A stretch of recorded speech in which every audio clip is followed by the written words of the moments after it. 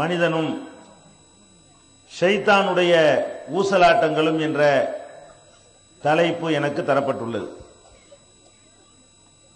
அல்லாஹ் ஜல்லஷானஹு தஆலா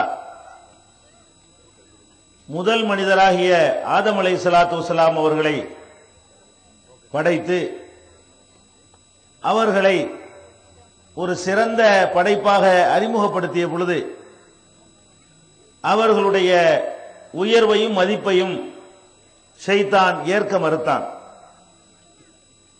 ஆதம் அலைஹிஸ்ஸலாத்து வஸ்ஸலாம் அவர்களுக்கு மரியாதை செய்யுமாறு அல்லாஹ் கட்டளையிட்ட பொழுது அந்த கட்டளையை அவன் மீறினான். இப்படி மீறிய காரணத்தினால் அல்லாஹ் ஜல்லஷானஹு தஆலா அவனை அவன் இருந்த உயர்ந்த இடத்திலிருந்து கீழே இறக்கி அவனை அப்புறப்படுத்தினான். இப்படி அப்புறப்படுத்திய நேரத்தில் அல்லாஹ்விடத்தில் அவன் ஒரு உத்தரவாதத்தை பெற்றுக்கொண்டு இங்கே வந்திருக்கிறான். ஷைத்தான் என்று சொல்லக்கூடியவன் ஏன் நம்மை வழிகெடுக்கிறான்? அல்லாஹ்வை மீறி அவன் வழிகெடுக்கிறானா? எப்படி நம்மை அவன் உள்ளத்திலே ஊடுருவி வழிகெடுக்க முடிகிறது என்று சொன்னால், அவனை வெளியேற்றுகிற நேரத்திலேயே அல்லாஹ்விடத்திலே ஒரு உத்தரவாதத்தை அவன் கேட்கிறான். யா அல்லாஹ், எனக்கு ஒரு சான்ஸ் கொடு. நீ யாரை சிறந்தவர் என்று சொல்கிறாயோ, யாரை கண்ணியப்படுத்தி இருக்கிறாயோ, யாருக்காக எங்களை எல்லாம் நீ பணிய செய்தாயோ, யாருக்கு மிகச்சிறந்த அறிவை கொடுத்திருக்கிறாயோ, அவரையும் அவருடைய வழித்தோன்றல்களையும் நான் கெடுத்து காட்டுகிறேன், அவர்களை தடம்புரள செய்து காட்டுகிறேன் என்று அல்லாஹ்விடத்தில் அவன் கேட்கிறான். ரப்பி அன்திர்னி இலா யௌமி யுபாஸூன், திரும்ப எழுப்பப்படுகிற காலம் வரைக்கும் எனக்கு ஒரு சான்ஸ் கொடு, எனக்கு ஒரு அவகாசம் கொடு என்று அல்லாஹ்விடத்தில் அவன் கேட்கிறான். இன்னும் சொல்றான், அரைத்தல்லதி கர்ரம்த, யாரை நீ கண்ணியப்படுத்தியிருக்கிறாயோ அவரை பற்றி நான் உனக்கு ஒரு செய்தியை சொல்கிறேன். யா அல்லாஹ், லா அஹ்தனிக அன்ன துர்ரியத்தஹு இல்லா கலீலா, இவருடைய சந்ததிகளில அதிகமான பேரை நான் வழிகெடுத்து காட்டுவேன், எனக்கு ஒரு வாய்ப்பை கொடு என்று அல்லாஹ்விடம் கேட்கிறான். அவனுக்கு சொந்தமான சக்தி எல்லாம் கிடையாது. நம்மளை கெடுக்கிறதுக்கோ தடம்பொருளை செய்வதற்கோ அவன் சுயமாக ஆற்றல் படைத்தவனாக இருக்கவில்லை. அல்லாஹ்விடம் கேட்கிறான், யா அல்லாஹ், நீ அறிவை கொடுத்திருக்கிற, சிந்தனையை கொடுத்திருக்கிற, அப்படிப்பட்ட ஒரு படைப்பை நீ எங்களிடத்தில் சிலாகித்து பேசியிருக்கிறாய், அவங்களையே நான் வந்து புரட்டி காட்டுறேன், நான் போற இடத்துக்கு அவங்களை கூட்டிட்டு போறேன், நரகத்துக்கு. என்னைய கடைசியா எங்க கொண்டு நீ போடுவாயோ அங்கே கூட்டிட்டு போற வேலையை நான் செய்வேன், எனக்கு வாய்ப்பு கொடு. அல்லாஹ் என்ன பண்ணா? கொடுத்துட்டான். இன்னக்க மினல் முன்தரீன், உனக்கு அவகாசம் கொடுத்தாச்சு போ. அப்ப அல்லாஹ் ரப்பல் ஆலமீனிடத்திலே ஒரு அவகாசத்தை, ஒரு சான்ஸை, ஒரு வாய்ப்பை அவன் கேட்டு பெற்றுக் கொள்கிறான். அல்லாஹ்வும் அதை கொடுக்கிறான். எது கொடுக்கிறான்? அவனுக்கே முழு அதிகாரத்தை கொடுக்கல, அவனுக்கு ஒரு அதிகாரத்தையும் கொடுத்துட்டு அவனை வெல்வதற்கான வழிமுறைகளை நமக்கு தர்றான் அல்லாஹ். நீ இதை தேர்ந்தெடுத்து கொண்டாயானால் அவனை ஜெயிச்சிடலாம், இதை தேர்ந்தெடுத்துக் கொள்ளலன்னா அவன் உன்னை ஜெயிச்சிருவான் என்று இந்த ஷைத்தானுக்கு அதிகாரம் கொடுத்து அல்லாஹ் ரப்பல் ஆலமீன் அனுப்பியதை திருமறை குர்ஆன்ல பல வசனங்களில் அல்லாஹ் சொல்லி காட்டுறான். எப்படி சொல்றான் தெரியுமா? இன்னஹு லைஸ லஹு சுல்தானுன் அலல்லதீன ஆமனு வ அலா ரப்பிஹிம் யதவக்கலூன். அல்லாஹ் அவன்கிட்ட சொல்லும்போது சொல்றான், அடே ஷைத்தான், உனக்கு அதிகாரம் கிடையாது. யாரிடத்தில் அதிகாரம் கிடையாது தெரியுமா? என்னை யார் உறுதியாக நம்புகிறார்களோ அந்த மக்களிடத்திலே, என் மீது அசைக்க முடியாத நம்பிக்கை யார் வைத்திருக்கிறார்களோ அந்த மக்களிடத்திலே உனக்கு அதிகாரம் கிடையாது, உன்னால் அவர்களை வெல்ல முடியாது என்று சொல்லி ஒரு விதிவிலக்கோடு தான் நல்லா சொல்லி அனுப்புறான். டோட்டல் மனித சமுதாயத்தை நீ கெடுத்துக்க, உனக்கு முடியும், அதற்கான வாய்ப்பை தந்துட்டேன் என்று அல்லாஹ் பொதுவான ஒரு அதிகாரத்தை கொடுத்து அவனை அனுப்பவில்லை.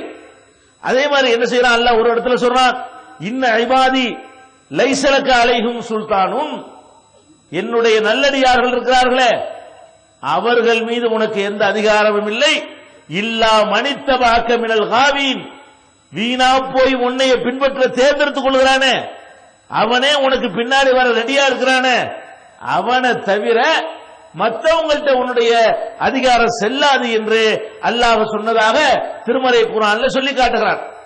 அப்ப ஷைத்தானை அல்லாஹ் ஒரு உத்தரவாதத்தோடு இந்த உலகத்துக்கு அனுப்பி வைத்திருக்கிறான் என்று சொன்னால், அவன் என்னென்ன வேலையெல்லாம் செய்வான், எப்படியெல்லாம் நம்ம உள்ளங்கள்ல என்னென்ன வாதங்களை வைக்குவான், எப்படியெல்லாம் நம்மளை தடமுறலை செய்வான், அதுல இருந்து எப்படி மீள்வது, அதுதான் தலைப்பு. இந்த தலைப்பு எதுக்கு என்று கேட்டால், இந்த ஷைத்தான் என்பவன் நம்ம அப்பாவை, நம்ம தகப்பனாரை, நம்முடைய பாபாவை, நம்முடைய அத்தாவை, அவரையே புரட்டி காட்டினான். கொஞ்ச நேரம் கூட அவளையங்க. இப்பதான் ஆதம் அலைஹிஸ்ஸலாத்தை அல்லாஹ் படைக்கிறான், படைச்சு அவருக்கு பெரிய அறிவு கொடுக்கிறான், மலக்குகளுக்கு முன்னாடி போய் நிப்பாட்டுறான். இவர் மலக்கை விட சிறந்த ஆள் என்பதை நிரூபிக்கிறான். கேட்கிற கேள்விக்கெல்லாம் பட்டு பட்டு பட்டுன்னு என்ன செய்யறாரு, அவரு பதில் சொல்கிறாரு. மலக்குகள்லாம் திரு திருன்னு முழிக்கிறாங்க. பாத்தீங்களா, உங்களுக்கு தெரியாத அவருக்கு தெரியுதா? இவ்வளவு பெரிய கண்ணியத்தை கொடுத்து அல்லாஹ் என்ன பண்றான், இதுல இருந்து கேட்டு ஒரு இடத்தை காட்டுறான். ஒன்னே ஒண்ணுதான் அல்லாஹ் தடுத்தான். என்ன தடுத்தான்? லா தக்ரபா ஹாதிஹி ஷஜரா ஃபதகூனா மினல் ஸாலிமீன். இதோ இந்த மரம், ஒரு மரத்தை காட்டுறான். மரத்துக்கு பேர் என்னெல்லாம் அல்லாஹ் சொல்லவில்லை. ஒரு மரத்தை காட்டி இதை மட்டும் நெருங்கிறாதீங்க ரெண்டு பேரும், இதை நெருங்குனா நீங்க அநியாயக்காரங்கள் ஆயிருவீங்க. இவ்வளவு தந்திருக்கிறான அது தெரியல அவருக்கு. ஷைத்தான் எப்படி பெறட்டான்? அல்லாஹ் ஒன்னும் கொடுக்காம பட்டனையா போட்டு நீ ஒண்ணுமே தொடாத என்று சொன்னா மீறுவதில் நியாயம் இருக்கிறது. அல்லாஹ் என்ன பண்றான்? குலா மின்ஹா ரகதன் ஹைது சீத்துமா, இந்த தோட்டத்தில் இருக்கிற எல்லாத்தையும் விரும்பினபடி தாராளமா பூந்து விளையாடுறான். எத்தனை மரம் இருக்கோ, எத்தனை கொடி இருக்கோ, எத்தனை செடி இருக்குதோ, எத்தனை தானியங்கள் முளைத்திருக்கிறதோ எல்லாத்தையும் யூஸ் பண்ணு, கணக்கு வழக்கு இல்லாம பயன்படுத்திக்க. ஆனால் இந்த ஒரே ஒரு மரம் இவ்வளவையும் காட்டி லட்சோப லட்சம் மரங்களை கொண்டே காட்டி எல்லாம் என்ன சொல்றான், இந்த ஒன்ன மட்டும் நெருங்காதங்கிறான். இது சிம்பிளான ஒரு விஷயம் தானே. பெரிய கடமையெல்லாம் அங்க சுமத்தப்படல. வட்டி வாங்கக்கூடாது கடமை இல்ல, தொழுவனும் கடமை சுமத்தப்படவில்லை. பெரிய பெரிய பாரதூரமான சுமைகள் ஒண்ணுமே கிடையாது.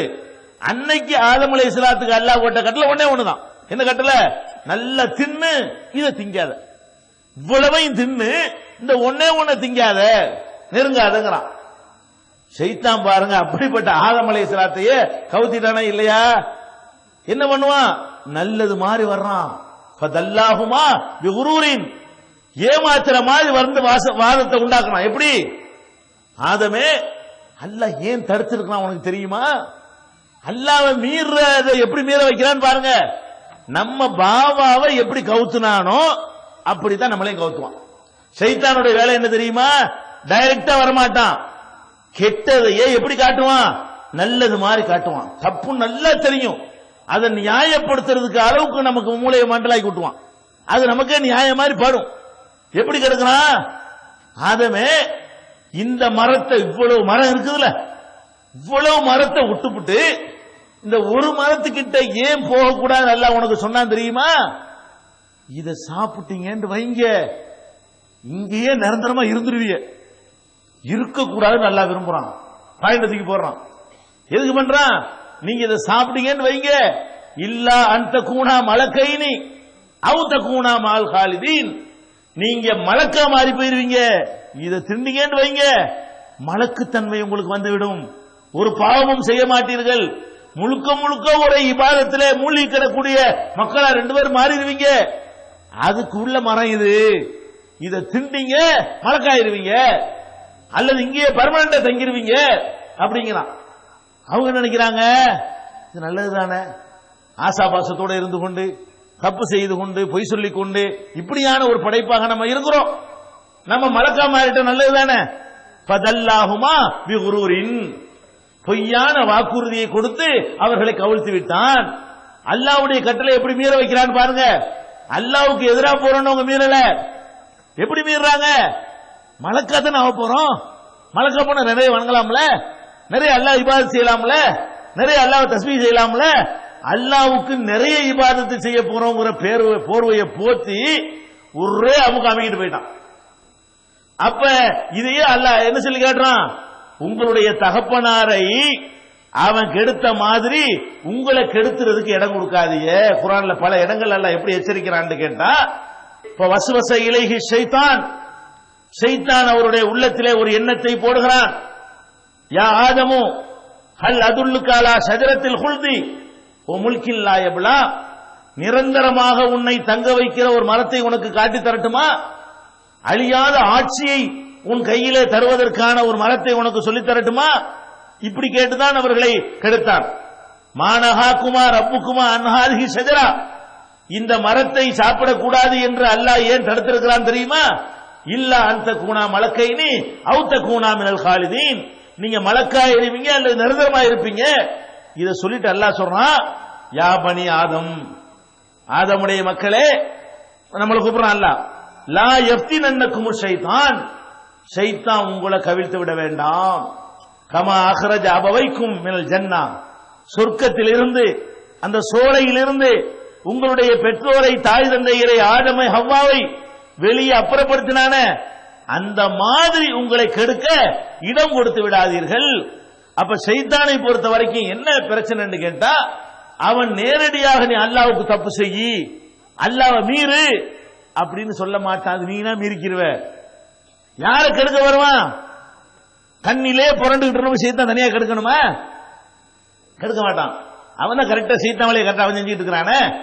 விபச்சாரத்திலே மூழ்கிட்டு இருக்கிறானே, அது இந்த இபாதத்து நினைச்ச விபச்சாரத்தில் ஒருத்தர் மூழ்கிட்டு இருக்கிறான், அவனுக்கு தப்புன்னு தெரியும், நான் மீற வேண்டாம் என்னடா செய்வேன்னு சொல்லி அல்லாஹ்வுக்கு போட்டியா செஞ்சிட்டு இருக்கிறான்.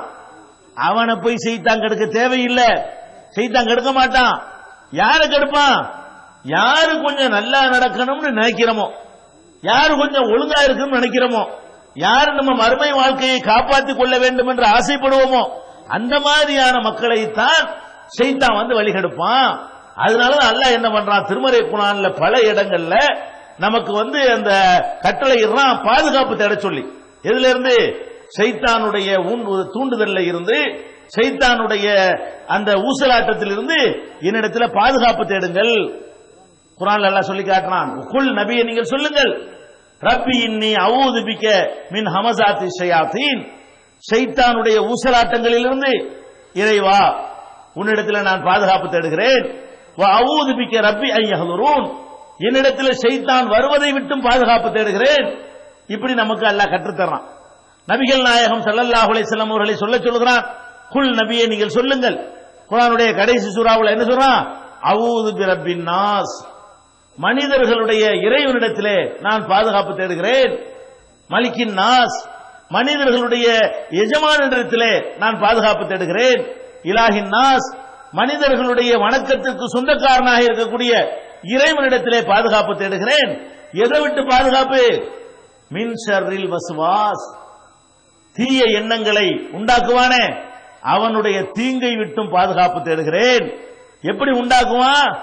அல்லது யுவஸ்விசு ஃபீ சுதூரின் நாஸ், மனிதர்களுடைய உள்ளங்களிலே தப்பான எண்ணங்களை போடுவானே அவங்கிட்ட இருந்து நான் பாதுகாப்பு தேடுகிறேன். என்கிட்ட பாதுகாப்பு கேளுப்பான்னு அல்லாஹ் சொல்றான்னு சொன்னா, அதை ஒரு தனி கட்டளையா போடுறான்னு சொன்னா, ஷைத்தான் யார்கிட்ட வர்றான்? நம்மள மாதிரி ஏதோ ஒழுங்கா நடக்க நினைக்கிறோமே ஒரு அளவுக்காச்சு அவங்கள்ட்ட தான் வருவான். எங்க வருவான்? எவன் சொர்க்கத்தை நோக்கி திரும்பி போய் கொண்டிருக்கிறானோ, ஆஹா இவனை விட்டா சொர்க்கத்துக்கு போயிருவான், இவனை பிரேக் போடலன்னா சொர்க்கத்துக்கு போயிருவான். இந்த நிலையில் இருக்கக்கூடிய நம்மிடத்தில் தான் ஷைத்தான் வருவான். அதனால எங்கெங்கெல்லாம் வருவானோ அதை ரசூலுல்லாஹ் நமக்கு சொல்லி தர்றாங்க. எங்க எல்லாம் வருவானோ அதை அல்லாஹ் நமக்கு எச்சரிக்கிறான். நம்ம அதுல எல்லாம் வரமாட்டோம்னு நினைக்குவோம். நம்ம என்ன நினைக்குவோம்? பெரிய பயங்கரமான ஹராம், பயங்கரமான பெரிய பெரிய தப்பு, பெரிய பெரிய பாவம், அந்த இடத்துலதான் ஷைத்தான் வருவான் என்று நாம நினைப்போம். நபிகள் நாயகம் ஸல்லல்லாஹு அலைஹி வஸல்லம் அவர்கள் நமக்கு என்ன சொல்றாங்கன்னு கேட்டா, இல்ல இந்த இடத்துல எல்லாம் வருவான், இங்கெல்லாம் கவனமா இருந்துக்க, மற்ற இடத்துல நீங்களும் கவனமா இருப்பீங்க.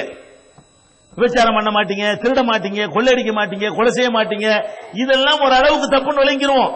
இதை ஷைத்தானுடைய வேலை நமக்கு தெரியுமே. எங்க வருவான்னு கேட்டா, எதில் நீங்கள் கேர்லெஸ்ஸா இருப்பீர்களோ, இதுல எல்லாம் ஷைத்தான் வருவானா என்று நினைப்பீர்களோ அங்கெல்லாம் ஷைத்தான் வருவான் என்று சொல்லி அதை மீள்வதற்காக அல்லாஹ் நமக்கு பல இடங்களிலே எச்சரிக்கை செய்கிறான். அப்ப எங்கெல்லாம் வர்றான் பல விஷயங்களை, இதான் ஷைத்தானுடைய ஊசலாட்டங்கிறது. நம்மளை எந்தெந்த இடத்துல ஷைத்தான் கவிழ்த்த போகிறானோ அதுல ஆண்களும் பெண்களும் ஒவ்வொரு முஸ்லிமும் ரொம்ப கவனமாக கேர்ஃபுல்லாக இருந்து கொள்ள வேண்டும். முதலாவது விஷயம் என்ன தெரியுமா? நமக்கு அல்லாஹ் பொருளாதாரத்தை தந்திருப்பான். இதான் முதல்ல இல்ல, நான் சொல்லக்கூடியது முதல்ல சொல்றேன். நிறைய விஷயங்கள்ல வரும், இதான் ஃபர்ஸ்ட் அர்த்தம் கிடையாது, நான் சொல்வதில் முதல். அப்ப ஷைத்தான் எப்படி நம்மள்ட்ட வர்றான்னு கேட்டா, இந்த காசு இருக்கு பாருங்க, இதன் மீது நமக்கு ஒரு தனியான ஒரு ஆசையை உண்டாக்கி வச்சிருக்கிறான். எந்த அளவுக்கு ஆசையை வச்சிருக்கிறான்? உசுரை கூட கொடுத்துருவாங்க இவளுக்கு. சில ஆளுக்கு காசு கொடுக்க மாட்டான், உயிரை கொடுக்க நான் ரெடின்னு வருவான், சாவுறது ரெடிமா. இந்த மாதிரி முக்கியமான ஒரு மேட்டருங்க, ஒரு 1000 ரூபாய் தேவைப்படுதுங்க நல்ல காரியத்துக்கு, இல்லையே என்கிட்ட இல்லையே, இப்பதான் அவருக்கு கொடுத்தேன், அப்புறம் மாமா வாங்கிட்டு போயிட்டாரு, இப்படியுமா நானே என்னுடைய தேவை காசு இல்லாம அவர்கிட்ட கடன் வாங்கிட்டு இருக்கிறேன் இப்படின்றான். இதுக்கு என்ன காரணம்னு கேட்டா, ஷைத்தான் ஒரு கணக்கு உங்கள்கிட்ட சொல்லுவான். எப்படி?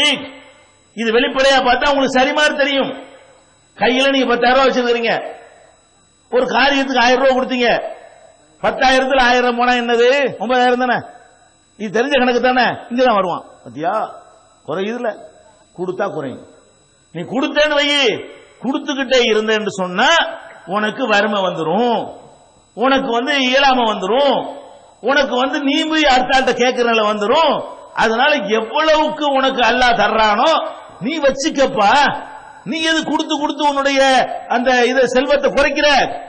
அது அல்லாஹ் சொல்லி காட்டுறான். அஷைத்தானு யஇதுகுமுல் ஃபக்ர. ஷைத்தான் உங்கள்கிட்ட எப்படி வருவான் என்று கேட்டால், வறுமையை சொல்லி பயம் காட்டுவான். இந்த எவனெல்லாம் வறுமையா போயிருவோம் குறைஞ்சு போயிரும் கணக்கு பண்ணி கொண்டு அல்லாஹ் கொடுத்ததிலிருந்து கொஞ்சம் கூட செலவழிக்க மறுக்கிறானோ அவங்ககிட்ட எல்லாம் யாரு போயிருக்கான்னு அர்த்தம்? ஷைத்தான் போயிருக்கான். இவர் யாரா இருப்பார்? நல்லா கவனிங்க, இவர் யாரா இருப்பார்னு கேட்டா 5 வேளையும் கரெக்டா தொழுவரா இருப்பார். யாரு? 4 கொடுக்க மாட்டேன்னு முடிவெடுத்திருக்காரு இவர். சொல்றேன், 10 காசு நல்ல காரியத்துக்கு கொடுக்க மாட்டாரு. இவருடைய வாழ்க்கையை எடுத்து பாத்தீங்கன்னா, தொழுவாரு, நோன்பு வைக்குவாரு, ஹஜ்ஜிக்கு போவாரு, ஒரே தஸ்மீ மணி கைமா இருப்பாரு, குர்ஆனை ஓதிக்கிட்டே இருப்பாரு, அடுத்தால கோல் சொல்ல மாட்டாரு, புறம் பேச மாட்டாரு.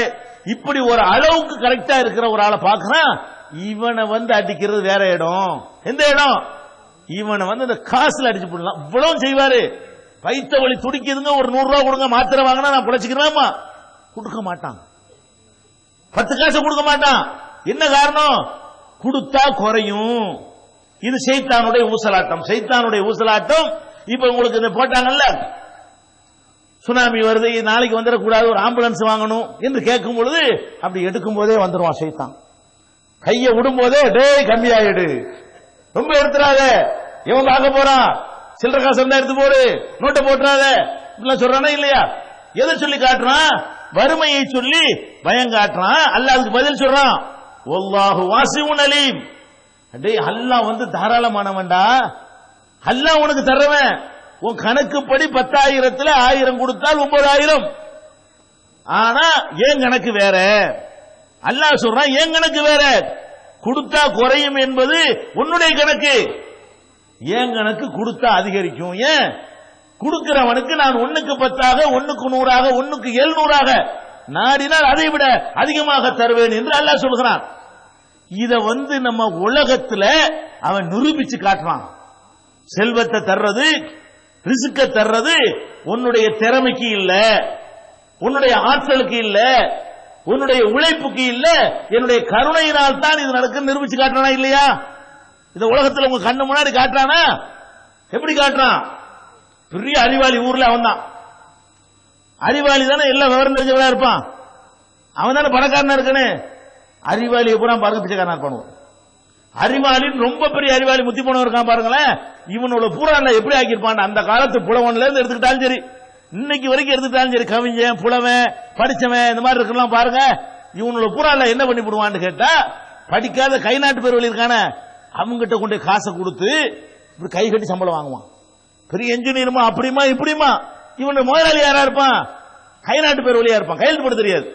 கையெழுத்து போட தெரியாதவன்கிட்ட கொண்டு போய் இந்த படிச்ச பண்டிதனை கொண்டு விட்டு என்ன காட்டுறான்?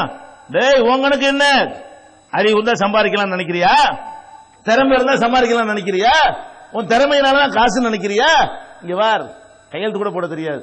மாடு மைக்க லாயக்கு இல்லைன்னு வாத்தியார் வச்சு விட்டுருப்பான். பாரு அவனை எங்க கொண்டு வச்சிருக்கான்னு பாரு. அவங்கிட்ட கையெழுத்து உன்னை சம்பளம் வாங்க வச்சுட்டா கொடுக்கிறது நான்டா, நான் ஒருத்தன் இருந்து கொண்டு வேற ஒரு கணக்கு போட்டு தந்து கொண்டிருக்கிறேன். நீ என்ன பண்ற? 10,000 1000 9,000.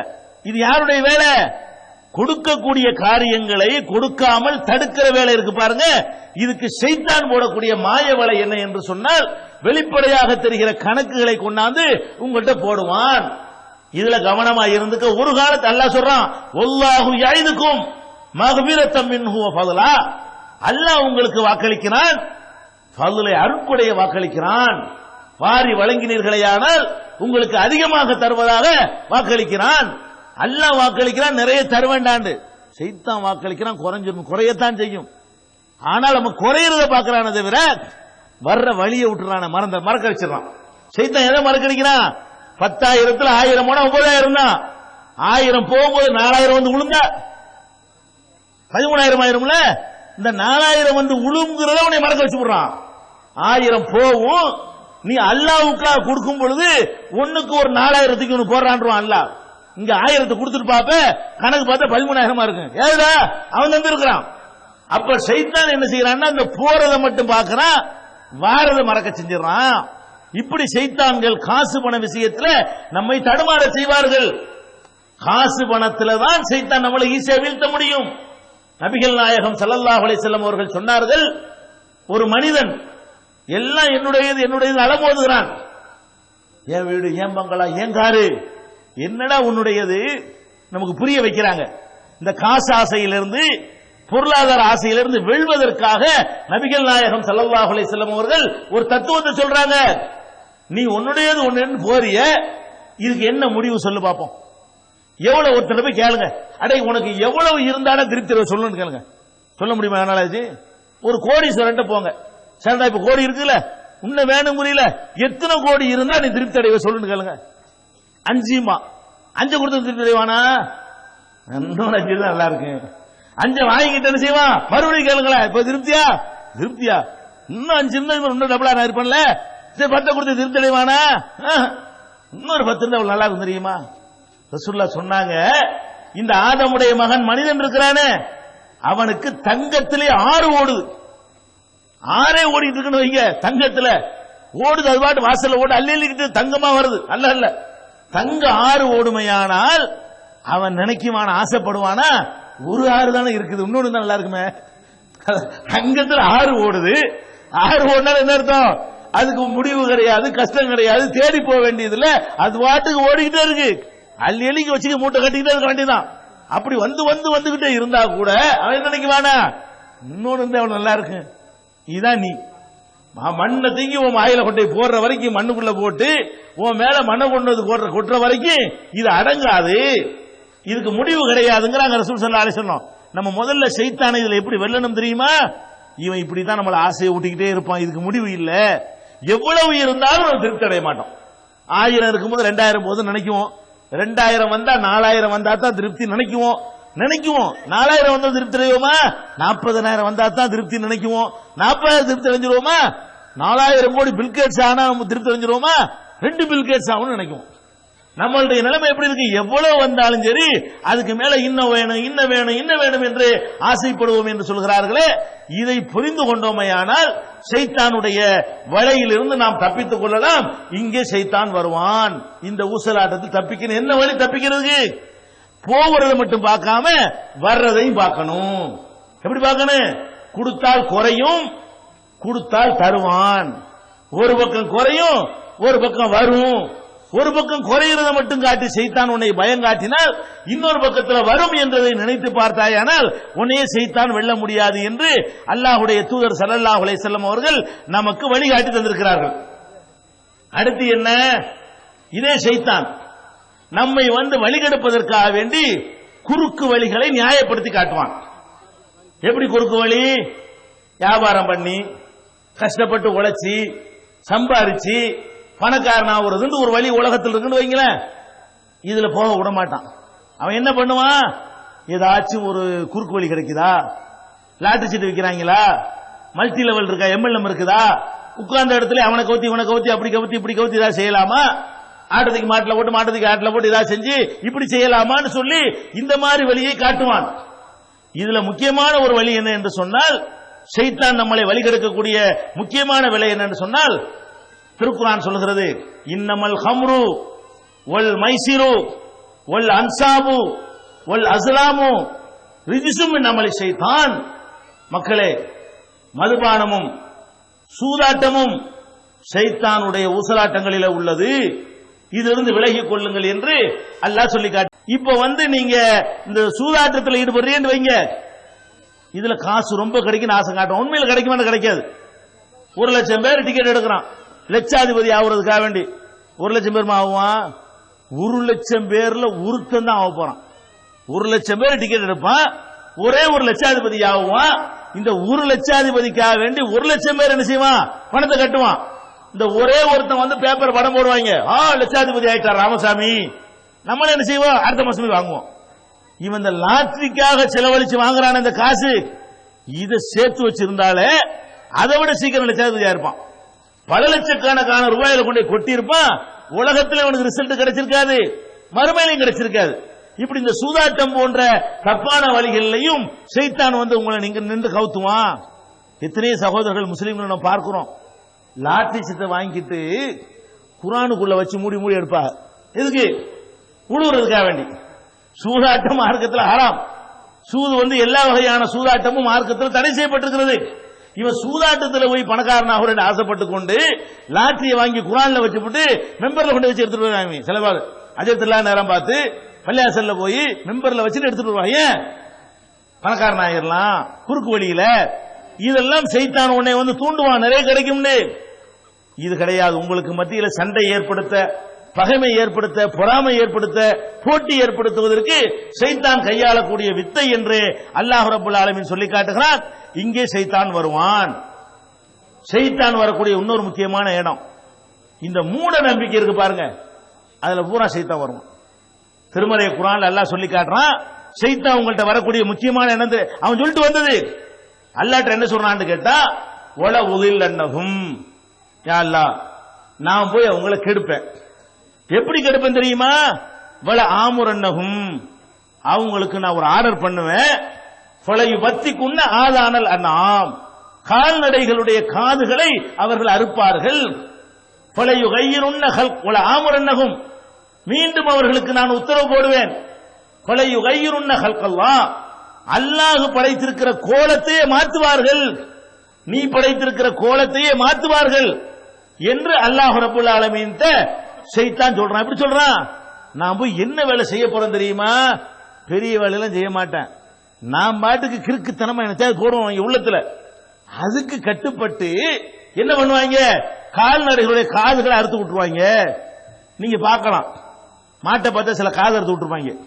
ஏன்டா காது இருக்கிறீங்கன்னு கேட்டா, 4வது குட்டி போட்டா காது இருக்கணும், 3வது கிடா குட்டி போட்டா காது இருக்கணும், இப்படி எந்த கிறுக்கனும் சொல்லி வச்சிருப்பான். எந்த கிறுக்கன்னு சொல்லல, இந்த கிறுக்கன் தான். அல்லாஹ்ட்ட சொல்லிட்டு வந்தா பாருங்க, இந்த கிறுக்கன், இந்த கிறுக்கன் தான் நினைஞ்சிருக்கிறான். அல்லாஹ்ட்ட வரம் வாங்கிட்டு வந்த மாதிரி நம்முடைய உள்ளத்துல போடுறான். கால்நடைகளுடைய காதுகளை அறுக்கிறாங்க. அல்லாஹ் மறுபடியும் நமக்கு ஆசை வார்த்தை காட்டுறான். உடனே அல்லாஹ் என்ன கோலத்தில் நம்மளை படைச்சிருக்கிறானோ அந்த கோலத்தையே மாத்திடுவாங்க. அதை இன்னைக்கு உலகத்தில் பார்த்துட்டு இருக்கோம். இதை மூட நம்பிக்கைங்கிறது. அதாவது ஒரு பிராணிகளுடைய காது அறுக்கிறது, கொம்பு அறுக்கிறது, அதனுடைய அதை சேதப்படுத்துறது, அது ஒரு அடையாளம் போடுறது, அதை கீறுவது, அதை கிழிக்கிறது, இதுகளெல்லாம் ஒரு பக்தியின் பெயரால, மதத்தின் பெயரால, நன்மையின் பெயரால சில பேர் செய்யறான். இதுக்கு என்ன ரீசன்? இதனுடைய காது அறுக்கிறான், நீ இப்படி பணக்காரன போவ. அதனுடைய காது அறுக்காம விட்டதுனால உனக்கு என்ன கஷ்டம் வரும்? அது காது இப்படி இருக்கிறதுக்கு நீ இந்த மாதிரி ஒரு கெட்ட ஒரு துன்பம் உனக்கு ஏற்படுறதுக்கு என்ன சம்பந்தம்? என்ன இப்படி காரண காரியம் இல்லாமல் நம்மை என்ன செய்வான்? ஷைத்தான் வழி கெடுக்குவான். இந்த மாதிரியான ஒரு காரியங்களை செய்யும் பொழுது நம்மளை கவனமா இருந்து கொள்ள வேண்டும். அதாவது மூட நம்பிக்கைகளா சொல்லி காட்டுறான். அதே மாதிரி வருவான், இந்த இது திங்க கூடாது, அதை திங்க கூடாது. அந்த காலத்தை செஞ்சு வச்சிருந்தாங்க. கடவுளுக்குன்னு என்ன பண்ணுவான்னு கேட்டா, சில கால்நடைகளை நேர்ச்சி பண்ணி விட்டுருவான். கோயிலுக்கு நேர்ச்சி பண்ணி விட்ட பிறகு அந்த கால்நடைகள்ல பால் கட்டி சுரந்துகிட்டு நிற்கும், கறக்க மாட்டான். ஏண்டா? அது கடவுளுக்கு விட்டோம்ல, இப்ப கடவுள் உறிஞ்சு உறிஞ்சு குடிப்பாரு. அத இப்ப கடவுளுக்குன்னு ஒரு மாட்டை நேர்ச்சி பண்ணி விட்டுருவான். அதுல இருந்து சுரக்கிற பாலை கறக்க மாட்டான். கேட்டா அது கடவுளுக்காக நாங்க விட்டுட்டோம் அப்படிமா. கடவுள் குடிக்க மாட்டாரு, நல்லா தெரியும். ஆனா கடவுளுக்கு விட்டுட்டோம்னு சொல்லிடுவான். இன்னும் சில கால்நடைகளை வச்சிருந்தான். அந்த கால்நடைகளை கடவுளுக்குன்னு விட்டுருவான், ஏறி போக மாட்டான். கடவுள் கால்நடை, அது கடவுள் ஏறி போவாரா? இப்ப கடவுளுக்குன்னு சொல்லி இந்த மாதிரி யூஸ்லெஸ் ஆக இப்படியான காரியங்களை எல்லாம் அவர்கள் செய்வார்கள். இதுவும் யாருன்னு கேட்டா வலா தத்தபு குத்துவாத்து ஷைத்தான், ஷைத்தானுடைய இந்த தூண்டுதல்களை நீங்கள் பின்பற்றாதீர்கள் என்று எல்லா விதமான மூட நம்பிக்கைகளையும் அல்லாஹ் ரப்பல் ஆலமீன் ஷைத்தானுடைய தூண்டுதல் என்று இங்கே நம்மளுக்கு அடையாளம் காட்டுகிறான். நபிகள் நாயகம் ஸல்லல்லாஹு அலைஹி வஸல்லம் அவர்களும் சொன்னார்கள், நான் மூட நம்பிக்கை அத்தனையும் என் காலடியில போட்டு நான் மிதித்து விட்டேன். கடைசி அஜில சொன்னாங்க. இன்னைக்கு முஸ்லீம்னு சொல்லக்கூடிய நம்மிடத்துல இதெல்லாம் இருக்கா இல்ல? சைத்தான் நம்மளை கவுத்துறானா இல்லையா? எவ்வளவு மூட நம்பிக்கை. ஒரு வீடு கட்டுறோம், அதுல எவ்வளவு மூட நம்பிக்கை. சனி மூளை பார்க்கணுங்கிறான், வாஸ்து பார்க்க. வீடை கட்டினா காசு அல்லாத இருந்தா காசுக்கு வீடு கட்டிட்டு போ. இதுக்கு என்ன பண்றான்? அந்த வீட்டுக்கு மூளை இப்படி இருக்கணும், பாத்ரூம் அப்படி இருக்கணும், கக்கூஸ் இந்த பக்கம் இருக்கணும், ஜன்னல் இந்த பக்கம் இருக்கணும், இல்லன்னா மாத்தி இடிச்சுட்டு கட்டுறானு. ஒரு வாஸ்து சாஸ்திரம்ங்கிற பேர்ல கட்டி முடிச்ச வீட்டை அடுத்த நாள் மொத்தத்தை இடிச்சு தள்ளி போடுறாங்க. அப்ப அந்த வாஸ்துங்கிற ஒரு பேர்ல, சடங்குங்கிற பேர்ல அவன் கட்டின வீட்டுல மூட நம்பிக்கையை உண்டாக்குற காட்சியை பாக்குறீங்க. ஒரு காரியத்தை செய்ய போனாண்ட அதுல மூட நம்பிக்கையை பாக்குறீங்க. எல்லாம் பைத்தியகாரத்தனமா. மூட நம்பிக்கைனா என்ன அர்த்தம்? அறிவியல் பூர்வமாக அதுக்கு சம்பந்தம் இருக்காது. அந்த ஒருத்தன் பணக்காரனா போறான், அதுக்கு அந்த வீட்டுக்கு ஏதாவது சம்பந்தம் இருக்கா? ஒருத்தன் ஏழையா போயிட்டான், வீட்டுக்கு அந்த ஏழைய பொண்ணுக்கு சம்பந்தம் இருக்கா? ரிஸ்க் அல்லாஹ் தனியா எழுதி வைக்கிறான். அது வீடோ அவனுடைய இருக்கிற குடிசையோ அதை தீர்மானிக்கிறது இல்ல. அப்ப ஒரு வீடு கட்ட போனீங்கன்னு சொன்னா அங்க சைத்தான் செய்வான், அதுக்கு அந்த பூஜையை போடு, இந்த பூஜையை போடு, வடக்கே இருந்து ஆரம்பிச்சு வை, முதல்ல பாலை ஊத்து, விளக்கெண்ணெய் ஊத்து, இப்படி நினைச்சா ஒரு சம்பந்தம் இல்லாம சொல்லுவான். இப்படி சொல்லிவிட்டு அதை கேட்கக்கூடிய முஸ்லீம்கள் இருக்கிறார்களா இல்லையா? இருக்கிறார்கள். அப்ப இதெல்லாம் யாரு வேலை? சைத்தானுடைய வேலை. அழகான முறையில் வீடு கட்டிருப்பான், ஒரு கிறுக்க சொல்லுவான், இந்த இடத்துல வாசல் வரக்கூடாது, அந்த இடத்துல கொண்டு வைங்க, அம்புட்டை இடிச்சு விட்டு மறுபடி பூசி விட்டு அங்கிட்டு கொண்டே வச்சிருவான். ஒருத்தர் கடை வச்சிருப்பாங்க, ஒரு கிறுக்கு பைய வருவான், உங்க பேரை பச்சு கணக்கு பண்ணி பார்த்தா உங்களுக்கு மளிகை கடையை சரியா வர நல்லா போயிட்டு இருக்கு வியாபாரம். மளிகை கடை வச்சு நல்லா சம்பாரிச்சு 4 வீடு கட்டிருப்பான். அவங்க கிட்ட போய் இந்த கிறுக்கணும் சொல்லுவானுவ, உங்க பேரை கணக்கு பண்ணி பார்த்தோமா, நியூமராலஜி பார்த்தோமா, உங்க பேர் ராசி பார்த்தோமா, அதுல என்ன தெரிய வருதுன்னு சொன்னா உங்களுக்கு கத்தரிக்காய் வியாபாரம் பண்ணீங்கன்னு வைங்க, நீங்க எங்கேயோ போயிருவீங்க. நீங்க மளிகை கடை மூடுங்க, கத்திரிக்காய் வியாபாரம் பண்ணுங்கம்மா, அதோட ஆள் அவுட். இவன் அவுட் ஆகலன்னு வைங்க, இது என்னடா, இது எங்க இருந்து அவனுக்கு தெரிஞ்சு? இந்த பேருக்கு இந்த வியாபாரம், அந்த பேருக்கு இந்த வியாபாரம் கணக்கு இருக்கா? அறிவியல் ரீதியாக ஏதாவது கணக்கு இருக்கா? ஒரு விஞ்ஞான ரீதியாக ஒரு ப்ரூஃப் இருக்குதா? ஒன்னும் கிடையாது. டிவியை துறங்க, ராத்திரியான வந்துருவான் வரிசையா. பேரியல் நிபுணர்னு ஒருத்தன் வருவான், வந்துட்டு கேள்வி கேட்பான், நான் ரொம்ப 20 ஆண்டு காலமாக தீராத வைத்த வழியில இருக்கிறேன். இவர் கணக்கு பண்ணி போட்டு, உங்களுக்கு ராமசாமி RAM போடுறீங்கல்ல, ஒரு A 2A போட்டுக்கிறங்க. ராமசாமிக்கு என்ன செய்யணும்? RAMA போடாதீங்க, RAAMA போடுங்க, நீங்க நல்லா இருப்பீங்க. ராமசாமின்னு போடுங்க. இது ராமசாமிங்கிறது ராட் 2A போடுறது இப்படி பணக்காரன் ஆயிருவ. அப்படிலாம் அவரது அந்தந்த பெயரியல் ஃப்ராட் பண்ற ஃப்ராட் பேர் வழி இருக்கிறானே, அவன் ஒரு பேரை எழுத்து சேர்த்துக்கிட்டு கோடி சொன்னா போயிட வேண்டியன. உங்ககிட்ட என்ன பிச்சை வாங்கிட்டு இருக்கா? உனக்கு பேரை மாத்தி தந்து உன்னை எங்க கொண்டு வைக்க போறானே, அவன் அப்படி ஆவல. இப்படி ஆம்பளை ஒரு பக்கம் பொம்பளை ஒரு பக்கம் டிவியை திறந்தா பேரை மாத்தினா எப்படி ஆவலாங்கிறாங்க. இன்னும் ஒருத்தன் வர்றான், கல்லு வைக்கிறான், இந்த கல்ல மரகதத்தை போட்டீங்கன்னா அப்படி ஆயிரலாம், மாணிக்கத்தை போடுங்க இப்படி போட்டுலாம், பச்சை கல்ல போட்டா அப்படி, சிவப்பு கல்ல போட்டா இப்படி, கருப்பு கல்ல மோதிரத்தில் போட்டீங்கன்னு வைங்க நீங்க அப்படிங்கிறான். அப்ப இந்த கிறுக்குத்தனத்தை எல்லாம் முஸ்லீம் சொல்றவன் நம்புறான். இந்த மாதிரி வியாபாரத்தை முஸ்லீம் பண்றான். முஸ்லீம்கள் பண்ணுகிற கடைகள்ல கூட இந்த கல்லு ராசிக்கல் சொல்லி பாருங்க, ராசிக்கல் மோதிரங்களை தயாரித்து விற்பனை செய்யக்கூடிய காட்சியை பார்க்கிறோம், வாங்கக்கூடிய காட்சியை பார்க்கிறோம். ஒரு மனுஷனுடைய நோய்க்கு இந்த மோதிரத்துக்கு என்ன சம்பந்தம்? ஒரு மனுஷனுடைய முன்னேற்றத்துக்கும் இந்த கல்லுக்கு என்ன சம்பந்தம்? இந்த கல் எப்படி அவனுடைய முன்னேற்றத்துக்கு பாடுபடும்? ஒரு மனுஷனுடைய பெயருக்கும் அவனுடைய வாழ்க்கை தரத்துக்கு என்ன சம்பந்தம்? இப்படி சிந்திக்க முடியாமல் மூட நம்பிக்கைகளை பரப்பி கொண்டிருக்கிறார்கள். அதுக்கு நாம பலியாகி கொண்டிருக்கிறோம். இது யார் வேலை? இது இப்லீஸுடைய வேலை. நபிகள் நாயகம் ஸல்லல்லாஹு அலைஹி வஸல்லம் சொன்னார்கள், மன்னத அர்ராபன் ஃபஸத்தகுஹு பிமா யகூல். யார் ஒருத்தன் எதிர்காலத்தை கணித்து சொல்றான் ஒருத்தருக்கான, அவங்கிட்ட போய் அவன் சொல்றபடி கேட்டு நடக்கிறானோ, ஃபக்கத் கஃபர பிமா உன்சில அலா முஹம்மத், முகம்மதுக்கு அருளப்பட்டதை அவன் நிராகரித்து விட்டான், இஸ்லாத்தை மறுத்துட்டான்னு சொல்றாங்க நபிகள் நாயகம். அப்ப நாளைக்கு நீ இந்த பேரை மாத்தினா அப்படி வருவ. இந்த ஜெயலலிதா அம்மா ஒழுங்கா போய் ஆட்சியில் இருந்தாங்க, எந்த கிறுக்கு பயில சொல்லி அந்த பொம்பளைகிட்ட போய் ஜெயலலிதான்னு கடைசியா முடியுதுல, அதுல டபுள் ஏ போட சொல்லிவிட்டான். ஜெயலலிதாவுக்கு வந்து கடைசியில் என்ன செய்யறது, டிஹெச்ஏ போடுறாங்கல்ல, ஏஏ போடுங்கன்ட்டான். 40 அவுட், 40 போயிட்டாங்க. போட்டு ஜெயலலிதான் 2 ஏ போட்டு கையெழுத்து போட்டாங்களா, அப்புறம் தான் பார்லிமெண்ட் வருது. அதுக்கு முந்தி ஒரு சிங்கிள் ஏல இருக்கும்போது ஆட்சியை பிடிச்சாச்சு, டபுள் ஏ போட்டா நினைஞ்சிடலாம், பிரதமர் ஆகலான்ட்டாங்க. கடைசியில் என்னாச்சு, கோழி முட்டையை கொடுத்தான்ல. அட இந்த பேரை மாத்துறதுனால எப்படி அதுல உனக்கு முன்னேற்றம் வரும்? இப்படி எல்லாம் சொல்லக்கூடிய காட்சியை பார்க்கிறோம். இது யார் வேலை? நம்மளை எங்க கவுத்துவான்னு சொன்னா, மூட நம்பிக்கையில கொண்டாந்து ஒருத்தன் தூண்டுறான், அது சைத்தான் வேலை. நீங்க விளங்கிக்கணும். இங்க நம்மளை கவுத்த, ஏன் தௌஹீதுல கவுத்த முடியல? இபாதத்துல ஒழுங்கா இபாதத்து செய்யறோம், சுன்னத்தான முறையில செய்யறோம். நம்மளை பெறறதுக்கு என்ன வழின்னு பாக்குறான், மூட நம்பிக்கையில கொண்டாந்து பெண்கள் வழியாக நம்ம இடத்துல அது செய்யறான், புகுத்துக்கிறான். அந்த மூட நம்பிக்கையில நிறைய உதாரணங்கள் சொல்லலாம். நம்ம சமூகத்திலேயே சகுனம் பார்க்கிறார்கள், முஸ்லீம்கள் சொல்லிக் கொள்கிறார்கள். ஒரு காரியத்தை செய்ய போறாங்கன்னு வைக்கல, நேர தலை வந்து முட்டி போயிடும். நிலையில முட்டா என்ன, நீ உயரமா இருந்திருப்ப முட்டி இருக்கும், இல்லாட்டி நிலை சின்னதா இருக்கு முட்டி இருக்கும், நீ ஆல்ரெடி பார்த்து குனிஞ்சு போயிருக்கணும், இல்லன்னா அதுக்கு தகுந்த மாதிரி என்ன செய்யணும், நிலையை பெருசாக்கி வச்சிருக்கணும். இது ஓகே. முட்டுன்னு என்ன பண்ணுவான், ஆஹா போற காரியம் உருப்படாது, உடனே கணக்கு. நிலம் முட்டுனதுக்கு போற காரியம் உருப்படாதுக்கு என்ன சம்பந்தம் என்ன இருக்கு? நிலம் முன்னி கவனமா வந்தா முட்டி இருக்காது, நீ கவன குறைவா வந்தா முட்டி போச்சு, அவ்வளவுதானே. முட்டுனோட போக மாட்டானுங்க. சவுதிக்கு போறது விசா வந்திருக்கு, வேலைக்கு போயிட்டு இருப்பான், மண்டை இடிச்சிருமா, மறுபடி கேன்சல் பண்ணி உட்காரு, அடுத்த தடவை பாத்துக்குருவோம். இப்படி ஆகுதா இல்லையா? இது என்னது, இதுக்கு அதுக்கு என்ன சம்பந்தம் யோசிச்சு பாத்தியா? பகுத்தறிவு உள்ள மார்க்கம் இது, பகுத்தறிவை தூண்டுகிற மார்க்கம். நீ வந்து நிலையில முட்டினதுக்காக வேண்டி உன்னுடைய வாழ்க்கை எப்படி தடமுரண்டு போயிரும்.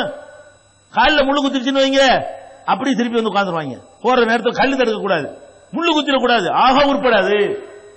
ஒரு பொம்பளை விதவ பொம்பளை குறுக்க போனான்னு வைங்க, முஸ்லிம்கள்லங்க ஒரு காரியத்துக்கு போறோம், வெள்ள புடவை கட்டிக்கிட்டு ஒரு பொம்பளை போனான்னு வைங்க, அம்மாடி இவ வந்துட்டால, நம்ம போற காரியம் என்ன ஆகுறது, திரும்பிடுறது. அப்போ ஒரு முன்னாடி நம்ம பாக்குற பூனையை பார்த்து, நாயை பார்த்து, கழுதையை பார்த்து, பண்ணியை பார்த்து நம்ம போற காரியம் நல்லா இருக்கும் கெட்டதா இருக்கும்னு தீர்மானிக்கிறது இருக்குது. இதுக்கு என்ன விஞ்ஞானம், இதுக்கு என்ன அறிவியல் பூர்வமான தத்துவம், என்ன ரெண்டுக்கு எந்த வகையில் சம்பந்தமாகுது? ஒண்ணுமே இல்ல. ஆனால் சைத்தான் என்ன பண்றான், அது அழகாய் காட்டுறான். இது யாரு காட்டுறாப்ப? திருக்குர்ஆன் தமிழாக்கம் பி ஜைனுலாபுதீன். தேவைப்படும் வசனங்களுக்கான தெளிவான விளக்கங்கள், அரபு கலை சொற்களுக்கான விளக்கங்கள், எந்த தலைப்பை பற்றிய வசனத்தையும் மிக எளிதாக தேடி எடுக்கும் வகையிலான விரிவான பொருள் அட்டவணை. நபிகள் நாயகம் ஸல்லல்லாஹு அலைஹி வஸல்லம் காலம் முதல் இன்று வரை குர்ஆன் பாதுகாக்கப்பட்ட வரலாறு, குர்ஆன் இறைவனின் வார்த்தைகள் என்பதற்கான அடுக்கடுக்கான சான்றுகள், இத்துடன் அழகிய வடிவமைப்பு, உயர்தரமான பைண்டிங். விலை ரூபாய் 240 மட்டுமே. வெளியீடு Moon publications, number 3, post office தெரு, மண்ணடி, சென்னை 1. Phone number 65690810. இவ்வளவு பெரிய அறிவு எல்லாம் நமக்கு தந்திருக்கிறான். இது தப்புங்கிறத சிந்திச்சு பார்க்கிற அளவுக்கான ஒரு யுகத்தில் வாழ்ந்து கொண்டிருக்கிறோம் 20ஆம் நூற்றாண்டுல. இந்த யுகத்திலும் கூட அது சரின்னு நாள் கிறுக்க நினைக்கிறான்னு சொன்னா அது யார் செய்யற வேலை? சைத்தான் செய்யற வேலை இல்லையா? உன் அறிவை மிஞ்சி சைத்தான் உன்னை கவுத்து விட பார்க்கலையா? அப்ப இந்த இடங்கள்ல எல்லாம் சைத்தான் வருவான். எங்க ஊர்கள்ல, எங்க கிராம பகுதிக்கு போனீங்கன்னா மூட நம்பிக்கை தாறுமாறா இருக்கும். எங்க வீடுகள் எல்லாம் சொல்லுவாங்க, வாசல்ல மரத்தில் உட்கார்ந்து காக்கா கத்தும். அது எது கத்துது? பசி கத்துது. காகம் வந்து பசிக்காக வேண்டியோ தன்னுடைய ஜோடியை கூப்பிடுறதுக்காக வேண்டிய கத்து.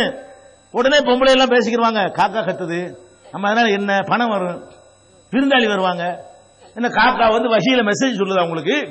நீங்க என்ன சுலைமான் நபியா காக்கா பாஷையை படிச்சுட்டு சொல்றீங்க? அது கத்துது, அதனுடைய தேவைக்காக வேண்டி. எத்தனை முறை கத்தி இருக்கிறது, எத்தனை முறை விருந்தாளி வராம இருந்திருக்கிறார்கள், அதெல்லாம் மறந்துடுவாங்க. திருப்பி திருப்பி அதையும் சொல்லுவாங்க. அந்த ரிசல்ட் பொய் நல்லா தெரிஞ்சா கூட காக்கா கத்துனா என்ன வரும்? காக்கா கத்துனா விருந்தாளி வரும். கை அரிக்க கூடாது. எங்க ஊர்ல எல்லாம் உள்ளங்கை அரிக்கன்னு சொன்னோன்னு வைங்கள, பணம் வரும்ன்றாங்க. உள்ளங்கை அரிச்ச பணம் வருமா? நோய் தான் வரும். அதுல ஏதோ ஒரு விட்டமின் குறைவுனால என்ன செய்யுது, உள்ளங்கை அரிக்கிறது. அதுக்கு ட்ரீட்மெண்ட் பார்க்கணும். அதை விட்டு உள்ளங்கை அரிக்கணும்னு சொன்னவங்கள, உள்ளங்கையெல்லாம் அரிக்குது, இன்னைக்கு பணம் வரும். இப்படி யாருக்கு வந்திருக்குது? கொஞ்சம் வந்தது கிடையாது. ஆனா வரும், டெய்லி வர வேண்டிய காசு தான் வரும்.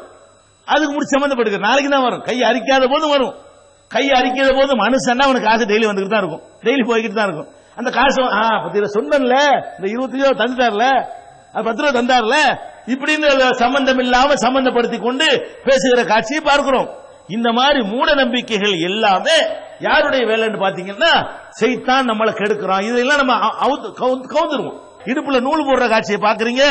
இந்த நூல் எப்படா உன்னுடைய துன்பத்தை போக்கு, மருந்து போக்கும்னு சொல்லி அல்லாஹ் அப்படி படைச்சிருக்கிறான். அது ஓகே. இன்னல்லதி அன்சலத்தவா, யார் ஒருத்த நோயை, எந்த அல்லாஹ் நோயை இறக்கினானோ அவன் அதற்கான நிவாரணத்தையும் இறக்கி இருக்கிறான். அது ஓகே, நியாயம் இருக்கிறது. மருந்துக்குள்ள குணத்தை வைத்திருக்கிறான். நூலுக்குள்ள குணத்தை வச்சேன்னு நல்லா சொல்றானா? முடிச்சுக்குள்ள வச்சேன்னு சொன்னானா? தாயத்தில் வச்சிருக்கேன்னு சொல்றானா? அதுல குணம் இல்லைன்னு சொல்லி காட்டுறான். அல்லாஹ் தன்னுடைய தூதர் மூலமாக சொல்கிறான், மன் தஅல்லக தமீமத்தன் ஃபகத் அஷ்ரக், யார் ஒருத்தன் தாயத்தை தொங்க விட்டுக் கொள்கிறானோ அவன் அல்லாஹ்வுக்கு இணை கற்பித்து விட்டான். ரெண்டு அல்லாஹ்னு சொன்னா எவ்வளவு பெரிய குற்றமோ அந்த குற்றமாக்கு எது? தாயத்து போடுறது, கழுத்துல போடுறது, இடுப்புல போடுறது, நூல் முடிந்து கொள்வது, இதெல்லாம் எப்படிப்பட்ட காரியம்? அல்லாஹ்வுக்கு பிடிக்காத, கோபப்படுத்தக்கூடிய பயங்கரமான குற்றம் என்று அல்லாஹ் சொல்லி காட்டுகிறான். இதிலிருந்து நீங்கள் விடுபட வேண்டும். இதெல்லாம் மூட நம்பிக்கை. இந்த மூட நம்பிக்கை எதற்கெல்லாம் அறிவியல் பூர்வமான ஆதாரம் இல்லையோ அந்த காரியங்களும், எதற்கெல்லாம் அல்லாஹ்வும் ரசூலும் காரணத்தை கற்பிக்கவில்லையோ அந்த மாதிரியான இடத்துல நீங்கள் காரணம் கற்பிக்கிறதும் மூட நம்பிக்கை என்ற அர்த்தம். அங்க எல்லாம் அதை தூண்டுவது யார் என்று பார்த்தால் ஷைத்தான் வந்து இதிலே உங்களை கெடுப்பான். அடுத்து ஷைத்தான் கெடுக்கிறதுல உச்சகட்டமான என்ன தெரியுமா?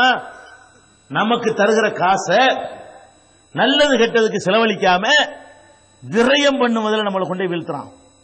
நல்லா பாருங்க, ஒரு ஆத்திரத்துக்கு கொடுக்க மாட்டான், ஒரு அவசரத்துக்கு கொடுக்க மாட்டான், ஒரு நெருக்கடி கொடுக்க மாட்டான், ஒரு சமூக பாதுகாப்பு கொடுக்க மாட்டான், ஒரு ஏகத்துவ பிரச்சாரத்துக்கு தர மாட்டான். இப்படி எல்லாம் கட்டி கட்டி வாழ்ந்த ஒருத்தன், அவன் வீட்டில் ஒரு கல்யாணம் வரும், அவன் வீட்டில் ஒரு பிள்ளைக்கு பேர் வைப்பாங்க, அவன் வீட்டில் உள்ள பொம்பளை பிள்ளை வயசுக்கு வரும். எப்படி செலவழிக்கிறான் பார்த்தீர்களா?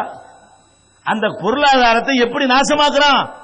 ஒரு கல்யாணம் வீட்டில் வருது என்று சொன்னால் ஊரை வளைச்சு பந்தல் போடுறான். பொருளாதாரம் இருக்குதுங்கிற காரணத்துக்காக வேண்டி ஊர் முழுசும் பந்தல் போடுகிறான். வண்ண வண்ண விளக்குகளால் அலங்காரம் செய்கிறான்.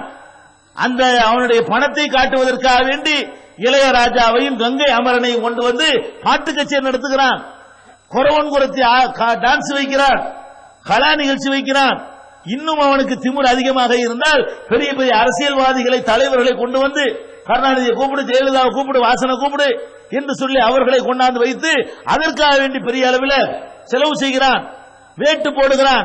பிரம்மாண்டமான பேண்டு வாத்தியம், டிவிஎஸ் பேண்டு வாத்தியம் என்று பேண்டு வாத்திய கச்சேரி நடத்துகிறான். ஊர்வலம் விடுகிறான். இப்படியான பெரிய அளவுக்கு மணவரை என்கிறான், ஜோடனை என்கிறான். அப்படியே இந்த ஊட்டையே இந்த அலங்காரம் பண்ணி சீரியல் லைட்ல ஜோடிக்கிறான். இவ்வளவு பொருளாதாரத்தையும் பண்ணி நாசமாக்குறீங்களே, இதில் கண்ட நன்மை என்ன? அல்லாஹ் குர்ஆன்ல சொல்றான், இன்னல் முபதிரீன் கானு இஹ்வான ஷயாத்தீன், யார் பொருளாதாரத்தை விரயம் செய்கிறார்களோ அவங்க ஷைத்தானுக்கு கூட பிறந்த சகோதரங்கிறான் அல்லாஹ். இது ஊசலாட்டத்தையும் தாண்டியது. நீ இந்த மாதிரி வேலை செஞ்சீங்கன்னா உனக்கு அண்ணன் ஷைத்தான் அர்த்தம்.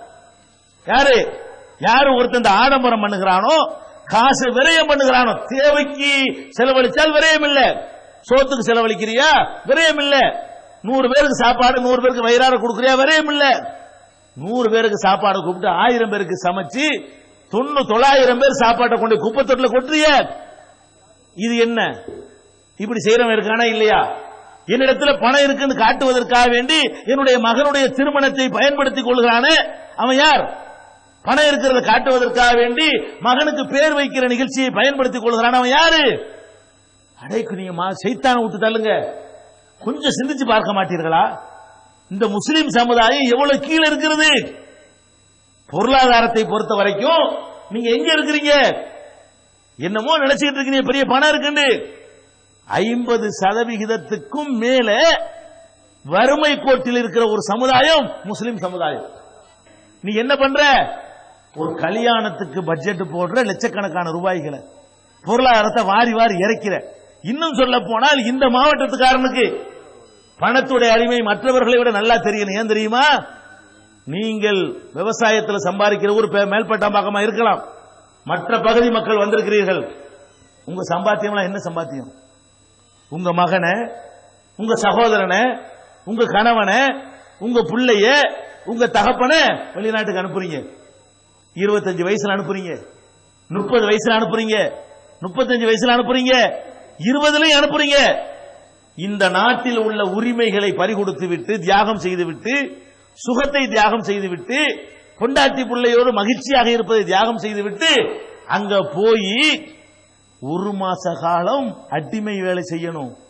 இங்க மாதிரி எல்லாம் ஏத்து பேச இயலாது, இங்க மாதிரி எல்லாம் வாய திறக்க இயலாது, பெட்டி பாம்பா கிடக்கணும். அங்கெல்லாம் நம்ம நாட்டில் மாதிரி யார வாஜ்பாயை மேடை போட்டு திட்டலாம், அங்க போய் சவுதி மன்னர் திட்ட இயலுமா? சவுதி மன்னர் வார்த்தை சொல்ல இயலுமா? அபுதாபி மன்னர் வாயை துறப்பீங்களா? விட்டுச்சு அடுத்த நிமிஷம் உங்க அனுப்பி விட்டுருவான். அப்ப அந்த மாதிரி பேச முடியாம, வாயை திறக்க முடியாம, கேள்வி கேட்க முடியாம அடிமைகளாக வாழ்க்கை நடத்தி கொண்டு அந்த பாலைவனத்தினுடைய வெயிலை எல்லாம் தாங்கிக் கொண்டு ஒரு மாசம் கஷ்டப்பட்டானையானால் அவனுக்கு கிடைக்கக்கூடிய 3000-4000 ரூபாய், அது நீங்கள் எதுக்கு செலவு செய்றீங்க? ஒரு மாதம் உங்களுடைய குடும்பத்தை சேர்ந்தவன் அரபு நாட்டில் கிடந்து கஷ்டப்படுற பணத்தை ஒரு பந்தலுக்கு செலவழிக்கிறீங்க, ஒரு மாலைக்கு செலவழிக்கிறீங்க, ஒரு சீரியல் லைட்டுக்கு செலவழிக்கிறீங்க. இதுக்கெல்லாம் அல்லாட்ட பதில் சொல்ல வேணாம். கள்ள நோட்டு அடிக்கிறீங்களா? இங்கே தன்னுடைய பிள்ளைகள் நல்லா இருக்கணும், தன் குடும்பம் நல்லா இருக்கணும், தன் மனைவி மக்கள் நல்லா இருக்கணுங்கிறதுக்காக கஷ்டப்படுறான். இங்க உட்காந்துட்டு பொம்பளைகள் என்ன பண்றது? கல்யாணம் என்ன கல்யாணமா? சாவு கூடா? கல்யாணம்டா கல்யாணம் மாதிரி இருக்க வேண்டாமா? கல்யாணம்டா ஒரு மைக் செட் கூட வேணாமா? கல்யாணம் ஒரு பாட்டு கச்சேரி இல்லாம என்ன கல்யாணம்? ஒரு அது இல்லாம என்ன கல்யாணம்? ஒரு இது இல்லாம என்ன கல்யாணம் சொல்லி ரொம்ப சாதாரணமாக இந்த பெண்கள் உங்களை ஏமாற்றி உங்களுடைய பொருளாதாரத்தை பாழாக்கி கொண்டிருக்கிறார்கள், நாசப்படுத்திக் கொண்டிருக்கிறார்கள். இதுக்கு அல்லாஹ் பதில் சொல்லணும். இன்னல் முபதிரீன கானு இஹ்வான ஷயாத்தீன், வீண் விரயம் செய்யக்கூடியவர்கள் ஷைத்தானுடைய உற்ற நண்பர்கள் என்று அல்லாஹ் ரப்பல் ஆலமீன் திருமறை குர்ஆனில் சொல்கிறான். இந்த மாதிரியான விஷயங்களிலும் ஷைத்தான் நம்மிடத்தில் வருவான். கேர்ஃபுல்லா இருக்கணும். காசு விஷயத்துல, சம்பாதிக்கிற விஷயத்துல ஷைத்தான் வருவான், கொடுக்காம இருக பிடிக்கிற ஷைத்தான் வருவான், அதை அள்ளி நாசமாக்குறதுக்கு ஷைத்தான் வருவான். இதுல எல்லாம் நீங்க சரியா இருந்தா தான் சொர்க்கத்துக்கு போகணும். இதுல எல்லாம் ஷைத்தானை நீங்க ஜெயிக்கணும். தொழுதவன போயிட முடியாது, நோன்பு வச்சா போயிட முடியாது. சிற்கில இருந்து விடுபட்டால் கடைசியா வேண்டா போகலாம், எடுத்த எடுப்பிலே சொர்க்கத்துக்கு போக முடியும் என்றால் என்ன செய்யணும்? ஷைத்தான் எத்தனை வகையில் வருகிறானோ அத்தனை வாசலையும் அடைக்கணும். ஒரு இடத்துல எலி வருது, ஒரு பொந்து அடைச்சிட்டீங்க, உனக்கு 22 பொந்து இருக்குதே, அதை அடைக்காம இருந்தா வந்துகிட்டு இருக்கமா இல்லையா? ஒன்னு ஒன்னா பார்த்து பார்த்து இங்க வருவான், இதுல ஒரு குத்து, இதுல வருவான், இதுலயும் குத்து, இதுல வருவான், இதுலயும் குத்து. அப்படி ஷைத்தான்கள் வருகிற எல்லா வழிகளிலையுமே நாம் அவனை வென்றெடுக்க வேண்டும். நம்மளை கெடுப்பதற்காக உட்கார்ந்து கொண்டு என்ன செய்யறான்? அவ்வளவு அழகாக அவன் காய்களை நகர்த்துகிறான் என்று நபிகள் நாயகம் ஸல்லல்லாஹு அலைஹி வஸல்லம் அவர்கள் சொல்கிறார்கள். அதே மாதிரி ஷைத்தானுடைய இன்னொரு வேலை நம்ம எல்லாத்தையும் இருக்குது, அந்த நோய் நம்மள்ட்ட இருக்கிறது, முஸ்லிம்கள்ட்ட எல்லாம் இருக்குது. அதாவது என்ன? இனவாதம், ஊர்வாதம், மொழிவாதம் பேசக்கூடியது ஷைத்தானுடைய வேலை. மனிதன் எல்லாரும் ஒரு ஆதமுடைய பிள்ளை என்று டிக்ளேர் பண்ணக்கூடிய ஒரு மார்க்கத்தை நீங்கள் ஏற்றிருக்கிறீர்கள். நீங்கள் எப்படி நடக்கிறீர்கள்? உங்களை அறியாமலேயே மொழியினால் நீங்கள் சிறந்தவர்களோ என்ற எண்ணம் உங்களுக்கு விதைக்கப்படுகிறது. நீங்களும் அந்த மொழி பேசுறதுனால உங்களை சிறந்தவர் என்று நினைத்துக் கொள்கிறீர்கள். நீங்கள் வசிக்கிற பகுதியினால் நீங்கள் உயர்ந்தவர்கள் என்று உங்களுக்கு போதிக்கப்படுகிறது. அதனால் நீங்கள் சிறந்தவர்கள் என்று நீங்கள் நினைக்கிறீர்கள். ஒன்னா எடுத்துக்கிறோமே, இந்த மேல்பட்டாம்பாக்கம் இருக்கிறது, இந்த ஊர்ல பிறந்து இங்கே வாழ்ந்து இங்கே வளர்ந்து சில பேர் இருப்பார்கள். சில பேர் வெளியூர்ல இருந்து வந்து பஞ்சம் முளைக்க வந்திருப்பான். அவனு சரியான கொள்கையில இருப்பானேயானால் அவன் யாரு? அவன் முஸ்லீம் தான், அவன் நம்ம சகோதரன் தான். ஆனா நம்ம எப்படி பார்க்கிறோம்? ஏகத்துவ கொள்கையில் அவன் கொள்கையில மாறி இருந்தா அவனை மதிக்க தேவையில்லை, கொள்கைக்காக வேண்டி புறக்கணிச்சிடலாம். அவன் ஒரு ஒழுங்கான கொள்கையில இருந்தா கூட நம்ம ஊர்ல அவனை சேர்ப்போமா? அவன் ஒரு மெம்பர் ஆக்குவோமா? நமக்கு இருக்கிற உரிமை அவனுக்கு இருக்குன்னு சொல்லுவோமா? அந்த இடத்துல ஷைத்தான் என்ன வருவான்னு கேட்டா, இவ யாரு? நேத்து வந்தவர் தானே, நம்ம ஊர்லயே பிறந்தாரு, நம்ம ஊர்லயே அவர் வாழ்ந்தாரு, பொழைக்கிறதுக்கு வந்திருக்கிறாரு. அப்ப நம்மள்ட்ட என்ன வருதுன்னு கேட்டா, நம்ம ஊர்லயே எவன் பிறந்தானோ அவனுக்கு தான் உரிமை, நம்ம ஊர்ல பிறக்கலன்னு சொன்னா இந்த பள்ளி வாசல்ல இந்த ஜமாத்துல அவனுக்கு உரிமை இல்ல. இது உங்கள்ட்ட இருக்குதா இல்லையா? நீங்கள் முஸ்லீம் என்று உங்களை சொல்லிக் கொள்கிறீர்கள். ரசூல் ஸல்லல்லாஹு அலைஹி வஸல்லம் அவர்கள் அவங்க இந்த மொழி வரி எடுத்துக்கொண்டால் அரபுகள் தான் கூடணுங்க, தமிழ் எல்லாம் ஒண்ணுமே கிடையாது. இவனும் பெருமை அடிப்பான், தமிழ் மொழி பேசுறவனும் மொழி பெருமை அடிப்பான், அரபி அளவுக்கு அடிக்க மாட்டான். அரபிகளுக்கு எவ்வளவு பெருமை, அவங்களுக்கெல்லாம் அரபின்னு பேரை வச்சுவிட்டு நமக்குள்ள அஜமின் தானுவோம். அரபி பேசாதவனுக்கு என்ன பேரு? அஜமி. அஜமின் அர்த்தம் தெரியுமா? கால் நடுன்னு அர்த்தம். அவன் மட்டும் அரபியான், நீங்கெல்லாம் யார் அவன் பாசையில? அரபிக்கு ஆப்போசிட் அஜமி பானுவோம். அவன் அரபி என்று சொன்னா அரபிக்கு எதிர்ப்பது என்ன? அஜமி. அஜமிக்கு அர்த்தம் என்ன தெரியுமா? ஆடு மாடுன்னு அர்த்தம். அப்ப அரபி பேசினவன்லாம் தான் பாஷை பேசுறானா, இங்கிலீஷ் பேசுனா அவன் கழுத குதிரை மாதிரி, தமிழ் பேசுறவன் அவன் நாய் பண்ணி மாதிரி இப்படி கருதக்கூடியவர்களாக்கு யாரு? அரபிகள். நபிகள் நாயகம் காலத்துக்கு முந்தி நபிகள் நாயகம் ஸல்லல்லாஹு அலைஹி வஸல்லம் ஒரு மார்க்கத்தை கொடுத்துட்டு அந்த மக்களை நல்வழிப்படுத்தி விட்டு கடைசி ஹஜ்ல சொன்னார்கள், லா ஃபضل அரபியின் அலா அஜமியின். அரபு மொழி பேசுகிற எவனா இருந்தாலும் சரி, வேற மொழி பேசுகிற மக்களை விட அவனுக்கு எந்த சிறப்பும் கிடையாது. பாஷை என்பது உயர்வு தாழ்வுக்கு உரியது அல்ல. உன்னுடைய நடத்தையினால், நேர்மையினால், ஒழுக்கத்தினால் ஒருத்தன் உயர முடியுமே தவிர அவன் பேசுகிற பாஷையினால் உயர முடியுமா? முடியாது என்று நபிகள் நாயகம் ஸல்லல்லாஹு அலைஹி வஸல்லம் அவர்கள் டிக்ளேர் செஞ்சு விட்டு போனார்கள். நம்ம ஆட்களை முஸ்லிம் என்ன பண்றான்னு கேட்டா, அவ தமிழ் பேசினா தமிழ் சிறந்தவங்கிறான். உருது வேற முஸ்லீம்கிட்ட போனீங்கன்னா உருது பேசாட்டி முஸ்லீம் இல்லங்கிறான். உருது பேசுறவன் சொல்றான் உருது பேசாட்டி முஸ்லீம் இல்லையா. தமிழ் பேசுறவன் சொல்றான் கல் தோன்றி மண் தோன்றா காலத்தே முன் தோன்றி மூத்த குடிமகள்ங்கிறான். கல்லு மண்ணும் தோன்றாம வேற என்ன மொழி எது பேசுனுச்சுங்கிற? அட மனுஷன் தான் பேசுவான் பாஷைய மனுஷன் தான் பேசுவான். இவன் என்ன பண்றான்?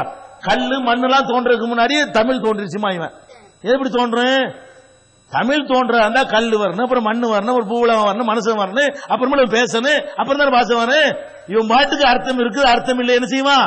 கல் தோண்டி மண் தோன்றாண்ட உடனே ஊழிஞ்சாண்டுகிட்டு நாங்கள் எப்படிப்பட்ட பாஷை பேசுகிறோம் தெரியுமா? பாஷையினால வசதி இருக்குதா? பாஷையினால வசத்திற்கு நினைக்கிறது, இனத்தினால வசத்திற்கு நினைக்கிறது, குலத்தினால வசத்திற்கு நினைக்கிறது. இதெல்லாம் சைத்தானுடைய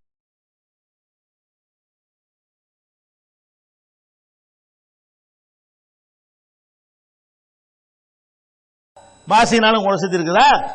பாஷையினால வசத்திற்கு நினைக்கிறது, இனத்தினால வசத்திற்கு நினைக்கிறது, குலத்தினால வசத்திற்கு நினைக்கிறது. இதெல்லாம் சைத்தானுடைய வேலை என்று நபிகள் நாயகம் ஸல்லல்லாஹு அலைஹி வஸல்லமுடைய காலத்தில் நடந்த ஒரு சம்பவத்தை பாருங்க.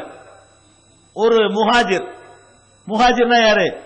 மக்காவில் இருந்து அகதியா வந்தவர். ஒரு அன்சார்னா யாரு? அகதியா வந்தவங்களுக்கு உதவுனவர். அன்சார்னா மதீனாவை சேர்ந்தவர், முஹாஜிர்னா மக்காவில இருந்து பஞ்சமொழிக்கு வந்தவர். ஒரு முஹாஜிருக்கு அன்சாருக்கு சண்டை வந்தவன என்ன ஆச்சுன்னா ஒருத்தருக்கு ஒருத்தர் அடிச்சுக்கிறாங்க. உடனே முஹாஜிர் என்ன பண்றாரு? யாழல் முஹாஜிரின், முஹாஜிர்களே வாங்கன்னு கத்துறாரு. இவர் சண்டை போடுறாருன்னா நியாயத்திற்கு கூப்பிடணும். இவர் என்ன பண்றாரு? மக்காவுக்கெல்லாம் உடியா எனக்கு சப்போர்ட்டா வாங்குறாரு. அன்சாரிக்கார் என்ன பண்றாரு? யாழல் அன்சாருங்கிறாரு, அன்சாரிகளே வாங்குங்கிறாரு. ரசூல் ஸல்லல்லாஹு அலைஹி வஸல்லம் என்ன பண்ணாங்க? ஷைத்தான் உங்களை வழிகெடுக்கிறான், ஷைத்தான் உங்களை மிகைக்க முயற்சிக்கிறான், இப்படி இனவாதம் பேசாதீர்கள். அப்ப நியாயத்தை பேசுவதை மறக்கடிக்க செய்து இனவாதம் பேசுகிற ஒரு கொள்கை இருக்கு பாருங்க, அது ஷைத்தானுடைய தூண்டுதல். நம்மளே பேச வச்சிடறான், முஸ்லீமுக்குள்ளே பேச வச்சுறான் பாருங்களேன். முஸ்லீமுக்குள்ளேயே சில பகுதிகளை நீங்கள் பார்க்கிறீர்கள், மறைக்காய் ராவுத்தருக்கு பொண்ணு கொடுக்க மாட்டார், ராவுத்தர் லெப்பை கொடுக்க மாட்டார், லெப்பை தக்கனி கொடுக்க மாட்டார், தக்கனி வேற ஜாதிக்கு கொடுக்க மாட்டார். இப்படியான ஒரு அடிப்படையில் இஸ்லாத்திற்குள்ளேயும் இந்த மாதிரியான வேறுபாடுகள் இருக்குது பாருங்க. இது நம்மிடத்தில் வறுமையானால் இங்கேயும் சைத்தான் நம்மளுக்கு எடுக்கிறான். நபிகள் நாயகம் ஸல்லல்லாஹு அலைஹி வஸல்லம் உருவாக்கின சமுதாயத்தை பாருங்க. ரசூலுல்லாஹ் எந்த ஊர்க்காரங்க? மக்காக்காரங்க. மதீனா தான் தலைநகரம், அங்கதான் ஜனாதிபதி தேர்ந்தெடுக்கப்படுறாங்க. வெளியூர்ல இருந்து வந்து ரசூல் ஸல்லல்லாஹு அலைஹி வஸல்லம் அவர்கள் ஜனாதிபதி ஆகுறாங்க. ரசூலுல்லாஹ்வுக்காக அதை விட்டுருவோம். ரசூலுல்லாஹ்வுக்கு அடுத்த ஜனாதிபதி யாரு? அபூபக்கர். அவர் எந்த ஊர்க்காரரு? அவரும் மக்காவிலிருந்து வந்த வெளியூர்ல இருந்து வந்தவர் தான் மறுபடியும் ஜனாதிபதி ஆகுறாரு. அடுத்த ஜனாதிபதி யாரு? உமர். அவர் எந்த ஊர்க்காரரு? மதீனாவில் பிறந்தவரா? அவர் மக்காவில் இருந்து வந்தவர் தான், மறுபடியும் வெளியூர்காரர் ஜனாதிபதி. அடுத்த ஜனாதிபதி யாரு? உஸ்மான். அவர் எந்த ஊர்க்காரரு? அவர் மக்காவில் இருந்து அகதியா வந்தவர் தான், அவர் மறுபடியும் ஜனாதிபதி. அடுத்த ஜனாதிபதி யாரு? அலி. அவர் எந்த ஊர்க்காரர்? மதீனாக்காரர் அவரு. அப்ப அந்த மக்களை ரசூலுல்லாஹ் எப்படி பண்படுத்தி இருக்கிறாங்க? உள்ளூர் வெளியூர் என்ற உணர்வுகளை எல்லாம் ஒதுக்கிவிட்டு தகுதி, திறமை, நேர்மை, ஒழுக்கம் என்ற அடிப்படையில் தங்கள் தலைவனை தேர்ந்தெடுக்க வேண்டும் என்று ட்ரைனிங் கொடுத்து அதை பதிய வச்சுட்டு போயிருக்கிறாங்களே. அப்படிப்பட்ட மார்க்கத்தில் வருகிற நம்மிடத்தில் சைத்தான் என்ன வர்றான்னு கேட்டா, நம்ம பேசுகிற மொழியினால, நம்ம தெருவுனால, நம்ம கோத்திரம், நமக்குள்ள கோத்திரம், ஒவ்வொருத்தருக்கும் ஒரு குடும்ப பேர் இருக்குமா இல்லையா? அந்த குடும்ப பேரை சொல்லி பெருமை எடுத்துக் கொள்ளக்கூடிய ஆட்சியை பார்க்கிறோம். இதெல்லாம் சைத்தானுடைய வேலை. இதிலிருந்து விடுபட வேண்டும். இதுவும் சைத்தானுடைய ஊசலாட்டங்கள். இது போக நபிகள் நாயகம் ஸல்லல்லாஹு அலைஹி வஸல்லம் அவர்களுக்கு அல்லாஹ் சொல்லி காட்டுகிறான், சைத்தான் உங்களை கெடுக்கிறதுக்கு இன்னொரு வழியை கையாளுவான். இது ரொம்ப முக்கியமான விஷயம். இன்னைக்கு மார்க்கம்ங்கிற விஷயத்துல அதிகமான பேர் வழிகெடுக்கப்படுவதற்கு இதான் காரணமா இருக்குது. நிறைய விஷயங்கள் நம்ம குர்ஆன்ல இருக்குன்னு சொல்றோம், ஹதீஸ்ல இருக்குன்னு சொல்றோம். நீங்க செய்யற காரியம் அல்லாஹ்வுக்கு மாத்தம்னு சொல்றோம், அல்லாஹ்வுடைய ரசூலுக்கு மாத்தம்னு சொல்றோம். ஆனால் விட மாட்டேங்கிறாங்க. ஏன் விட மாட்டேங்கிறாங்க? இப்ப நம்ம நாட்டில் மதுஹப் இருக்கா? ஷாபி மதுஹப்ங்கறாங்க, ஹனபி மதுஹப்ங்கறாங்க, மாலிகி மதுஹப்ங்கறாங்க, ஹம்பலி மதுஹப்ங்கறாங்க. அதை நியாயப்படுத்தி கொண்டிருக்கிறாங்க ஒரு பக்கம். இன்னொரு பக்கம் போனீங்கன்னா தரிகாங்கறாங்க, சாதிலியாங்கறாங்க, காதிரியாங்கறாங்க, அதை நியாயப்படுத்துறாங்க இன்னொரு பக்கம். இன்னொரு பக்கம் போனீங்கன்னு சொன்னா அவங்க தர்காங்கறாங்க, தாயத்துங்கறாங்க, தட்டுங்கறாங்க, பாத்தியாங்கறாங்க, கத்தம்ங்கறாங்க. இப்படியான சடங்குகள் சம்பிரதாயங்கள்ல எல்லாம் மூழ்கி கிடக்கிறார்கள். இதையெல்லாம் போய் நம்ம சொன்னா இது குர்ஆன்ல எப்படி இல்ல, நபிகள் நாயகம் எப்படி சொல்லல, என்ன பதில் சொல்றாங்க தெரியுமா? இது என்ன நீங்க நேத்து வந்து சொல்றீங்க? எங்க அப்பம் பாட்டம் காலத்துல நடக்கிற விஷயமா செய்யுது. எத்தனை வருஷமா நடக்குது தெரியுமா? எங்க அத்தா செஞ்சு, எங்க தாத்தா செஞ்சு, தாத்தாவுக்கு தாத்தா செஞ்சு. அப்ப முன்னோர்கள் மீது ஒரு பழியை சுமத்தி அவர்கள் வழியில உங்களை கொண்டு செல்வது யாருடைய வேலை? இப்லீஸுடைய வேலை, சைத்தானுடைய ஊசலாட்டம். எப்படி வரும் என்று கேட்டால், சத்தியத்தையும் அசத்தியத்தையும் தீர்மானிப்பதற்கு குர்ஆனையும் ஹதீஸையும் ஆதாரமாக கொள்ள வேண்டிய உங்களை எப்படி பரட்டிடுவான்? உங்க முன்னோர்கள் மீது பக்தி ஏற்படுத்தி, உங்க முன்னோர்கள் மீது மரியாதை ஏற்படுத்தி, அவங்களெல்லாம் இதை செஞ்சாங்களா இல்லையா? இந்த தர்கா நேத்தா கட்டணும், 300 வருஷமா இந்த தர்கா இருக்குது அப்படிங்கிறான். இந்த மதுஹப் போன வாரமா வந்துச்சு, 500 வருஷமா எங்கள்கிட்ட இருக்கிற இந்த மதுஹப் அப்படிங்கிறான். இந்த தாயத்தை நேத்தா கண்டுபிடிச்சோம், இது 250 வருஷமா இருக்குது அப்படிங்கிறான். இந்த மௌலித் என்ன போன மாசமா கண்டுபிடிச்சோம், இது ஒரு 250 வருஷமா இருக்குது அப்படிங்கிறான். அப்ப இவன் செய்யக்கூடிய காரியங்களுக்கெல்லாம் யாரை கொண்டு பழி சுமத்துறான்?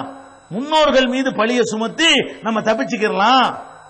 இப்படி பழி இவன் சுமத்தல, ஷைத்தான் அவனை எப்படி கெடுக்கிறான், ஷைத்தானுடைய ஊசலாட்டத்தில் இந்த வாதத்தை எடுத்து வைக்கிறான் என்று அல்லாஹ் ரப்பல் ஆலமீன் சொல்றான். எப்படி சொல்றான்? ஒய்தா கீழலகும், இவர்களுக்கு சொல்லப்படுமையானால், இத்தபியூ மா அன்ஸலல்லாஹ், அல்லாஹ் அருளியதை நோக்கி நீங்கள் வாருங்கள், பின்பற்றுங்கள் என்று சொல்லப்பட்டால், வல் நத்தபியூ மா வஜத்னா அலைஹி ஆபானா, எங்கள் முன்னோர்களை எதிலே நாங்கள் கண்டோமோ அதைத்தான் பின்பற்றுவோம் என்று சொல்கிறார்கள். அவ்வளவு காண ஷைத்தான் எதுவும் இலா அதாபி ஸயீர், நரக வேதனைக்கு ஷைத்தான்கள் இவர்களை கூப்பிட்டாலும் அதையும் பின்பற்ற போகிறார்களா? அல்லாஹ் கேட்கிறான். அடே, குர்ஆனை பின்பற்றார் நாங்க சொன்னா, ரசூலுல்லாஹ்வை பின்பற்றா என்று சொன்னால் அதுக்கு என்ன பதில் சொல்றான்? எங்க அப்பம் பாட்டனை நாங்கள் பின்பற்றுவோம், எங்க அப்பம் பாட்டன்கள் எதை செய்தார்களோ அதைத்தான் நாங்க செய்வோம். இதை தவிர வேற என்ன ஆதாரம் இருக்கு சொல்லுங்க பாப்போம். இந்த தாயத்துக்கு, இந்த தட்டுக்கு, இந்த கபருக்கு, இந்த சமாதிக்கு, இங்க இருக்கிற மூணாம் பாத்தியாக்கு, மேராஜ் நோம்புக்கு, பராத்தி இரவுக்கு என்னென்ன உள்ளாம் நீங்கள் செய்து கொண்டிருக்கிற மார்க்கம், இதற்கெல்லாம் என்ன ஆதாரம் வைத்திருக்கிறீர்கள்? அப்பம் பாட்டங்கிறது தவிர வேற ஆதாரம் கிடையாது. முன்னோர்கள் என்ற ஒரு பழியை தவிர வேறு எந்த விதமான முகாந்திரமும் உங்களிடத்தில் கிடையாது. ஆனால் அதை நியாயப்படுத்துறது யார் வேலை? ஷைத்தானுடைய வேலை. முஸ்லிம்கள் எப்போதுமே விழிப்பா இருக்கணும்.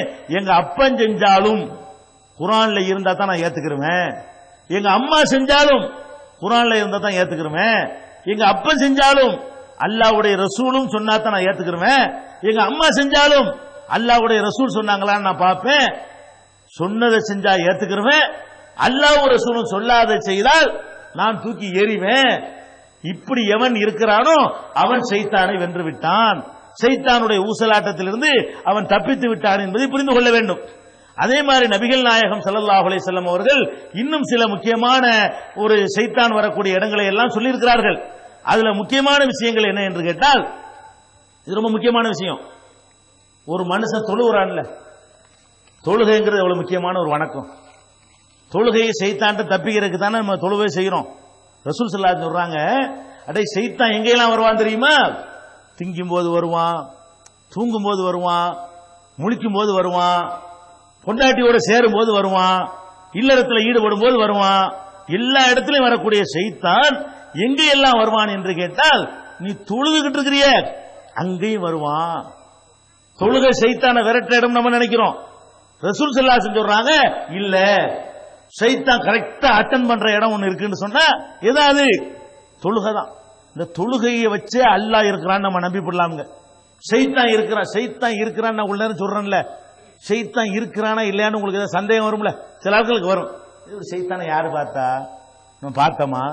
நம்ம முன்னாடி வந்தானா அவன் சைத்தாங்கிறாங்க, சைத்தானா உள்ளக்க போவானா, நம்மளை கெடுப்பானா, மனசை அது பண்ணுவானா இது பண்ணுவானா நினைக்கிறீங்கல்ல. சைத்தான் இருக்கிறாங்கிறது உங்களுக்கு ப்ரூஃப் வேணும்னு சொன்னா தொழுகையை தவிர ஒரு ப்ரூஃப் கிடையாது. நீங்க தொழுகையில தக்பீர் கட்டுறீங்க, அதுக்கு முந்தி சும்மா சாதாரணமா இருந்திருப்பீங்க. தொழுகையில தக்பீர் கட்டின உடனே தொழுகையை தவிர எல்லாத்தையும் நினைக்கிறீங்களா இல்லையா? அது ஏன் வேற நேரத்தில் வரமாட்டேங்கிறான்?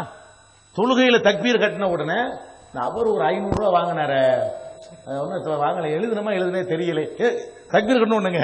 இந்த இவரு ஒரு 250 ரூபாய் தரணுமே, இந்த அவன் வர்றேன்னு சொன்னானே, இந்த இதுக்கு போறேன்னு சொன்னமே, இந்த டிக்கெட் எடுக்கணுமே கோயம்புத்தூர் போறதுக்கு, எடுத்தமான்னு தெரியலையே, அவர் இது எல்லாம் வருதா வரலையா?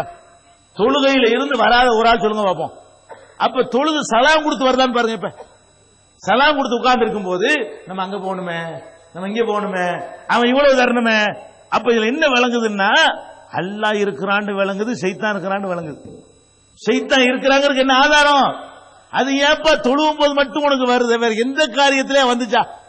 எந்த ஒரு காரியத்தில் ஈடுபடும் போதாச்சு இப்படி உனக்கு வேற வேற அதுலயே தான் திங்கும் போது திங்கிறது ஏதாவது நினைச்சிருக்கிறியா?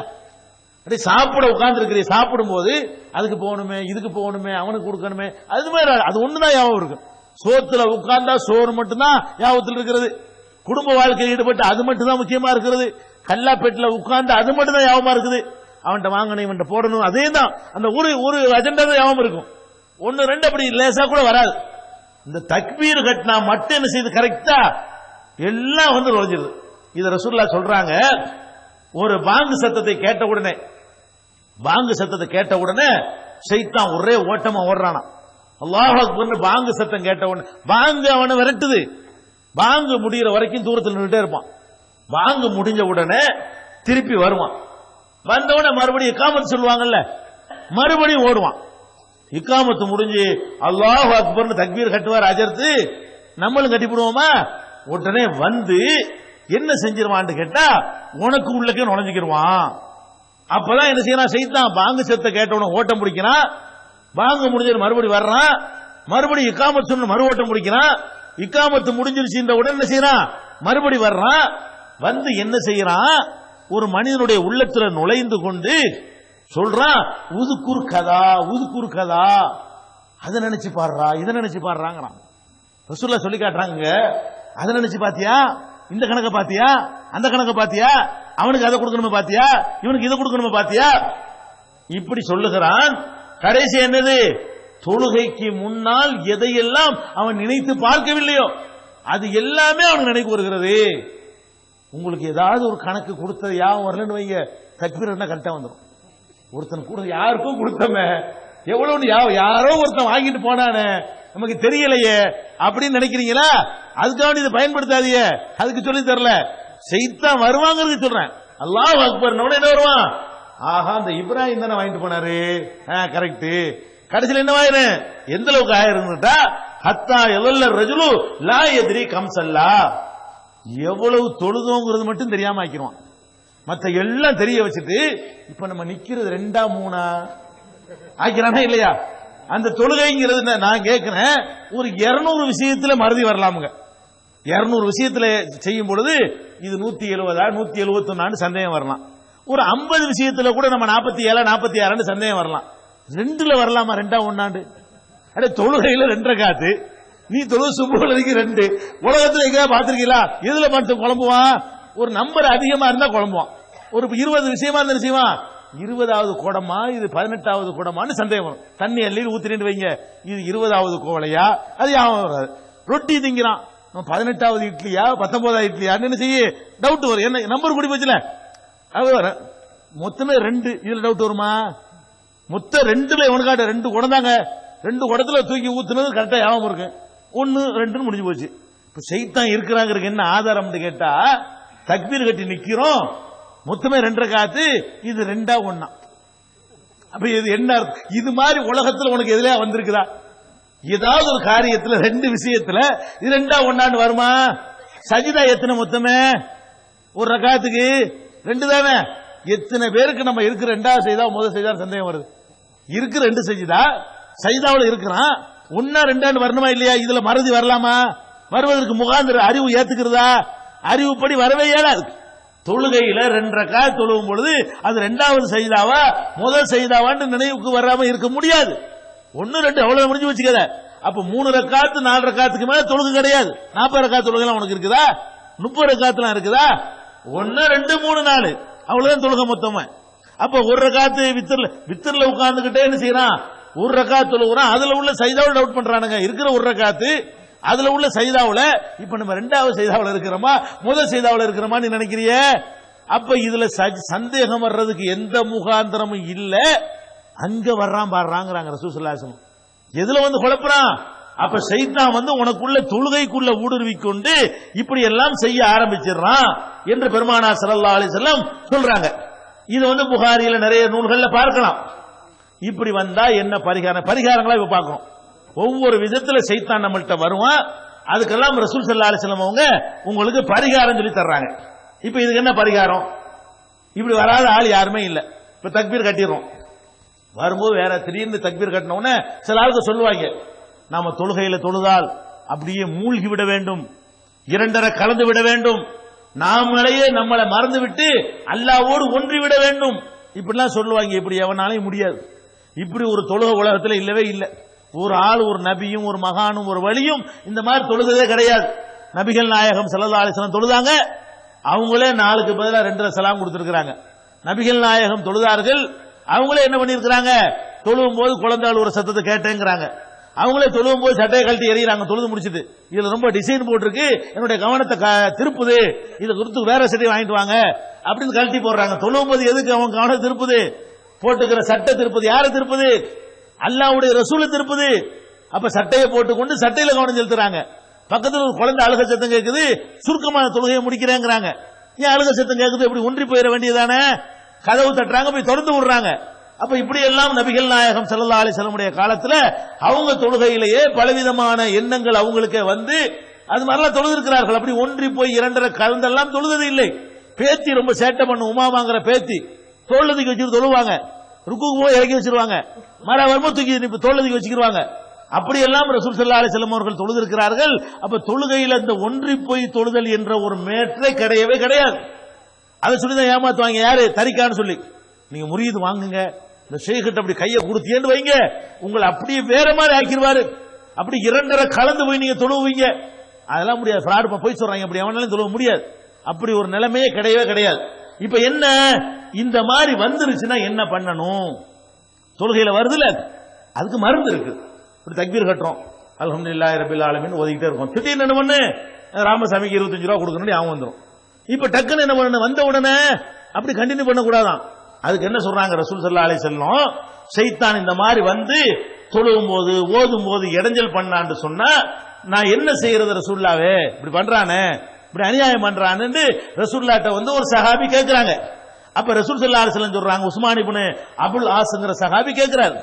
ரசூல் ஸல்லல்லாஹு அலைஹி சொல்றாங்க, அது தொழுகையை கெடுக்கிறதுக்குன்னே ஒரு ஷைத்தான் படைக்கப்பட்டிருக்கிறான். அவன் பேரு ஹின்சப்னு அவனுக்கு பேரு. தொழுகையை கெடுக்கிறதுக்குன்னு அந்த டியூட்டி மட்டும் தான் அவனுக்கு, வேற வேற வேலையில அவனுக்கு கிடையாது.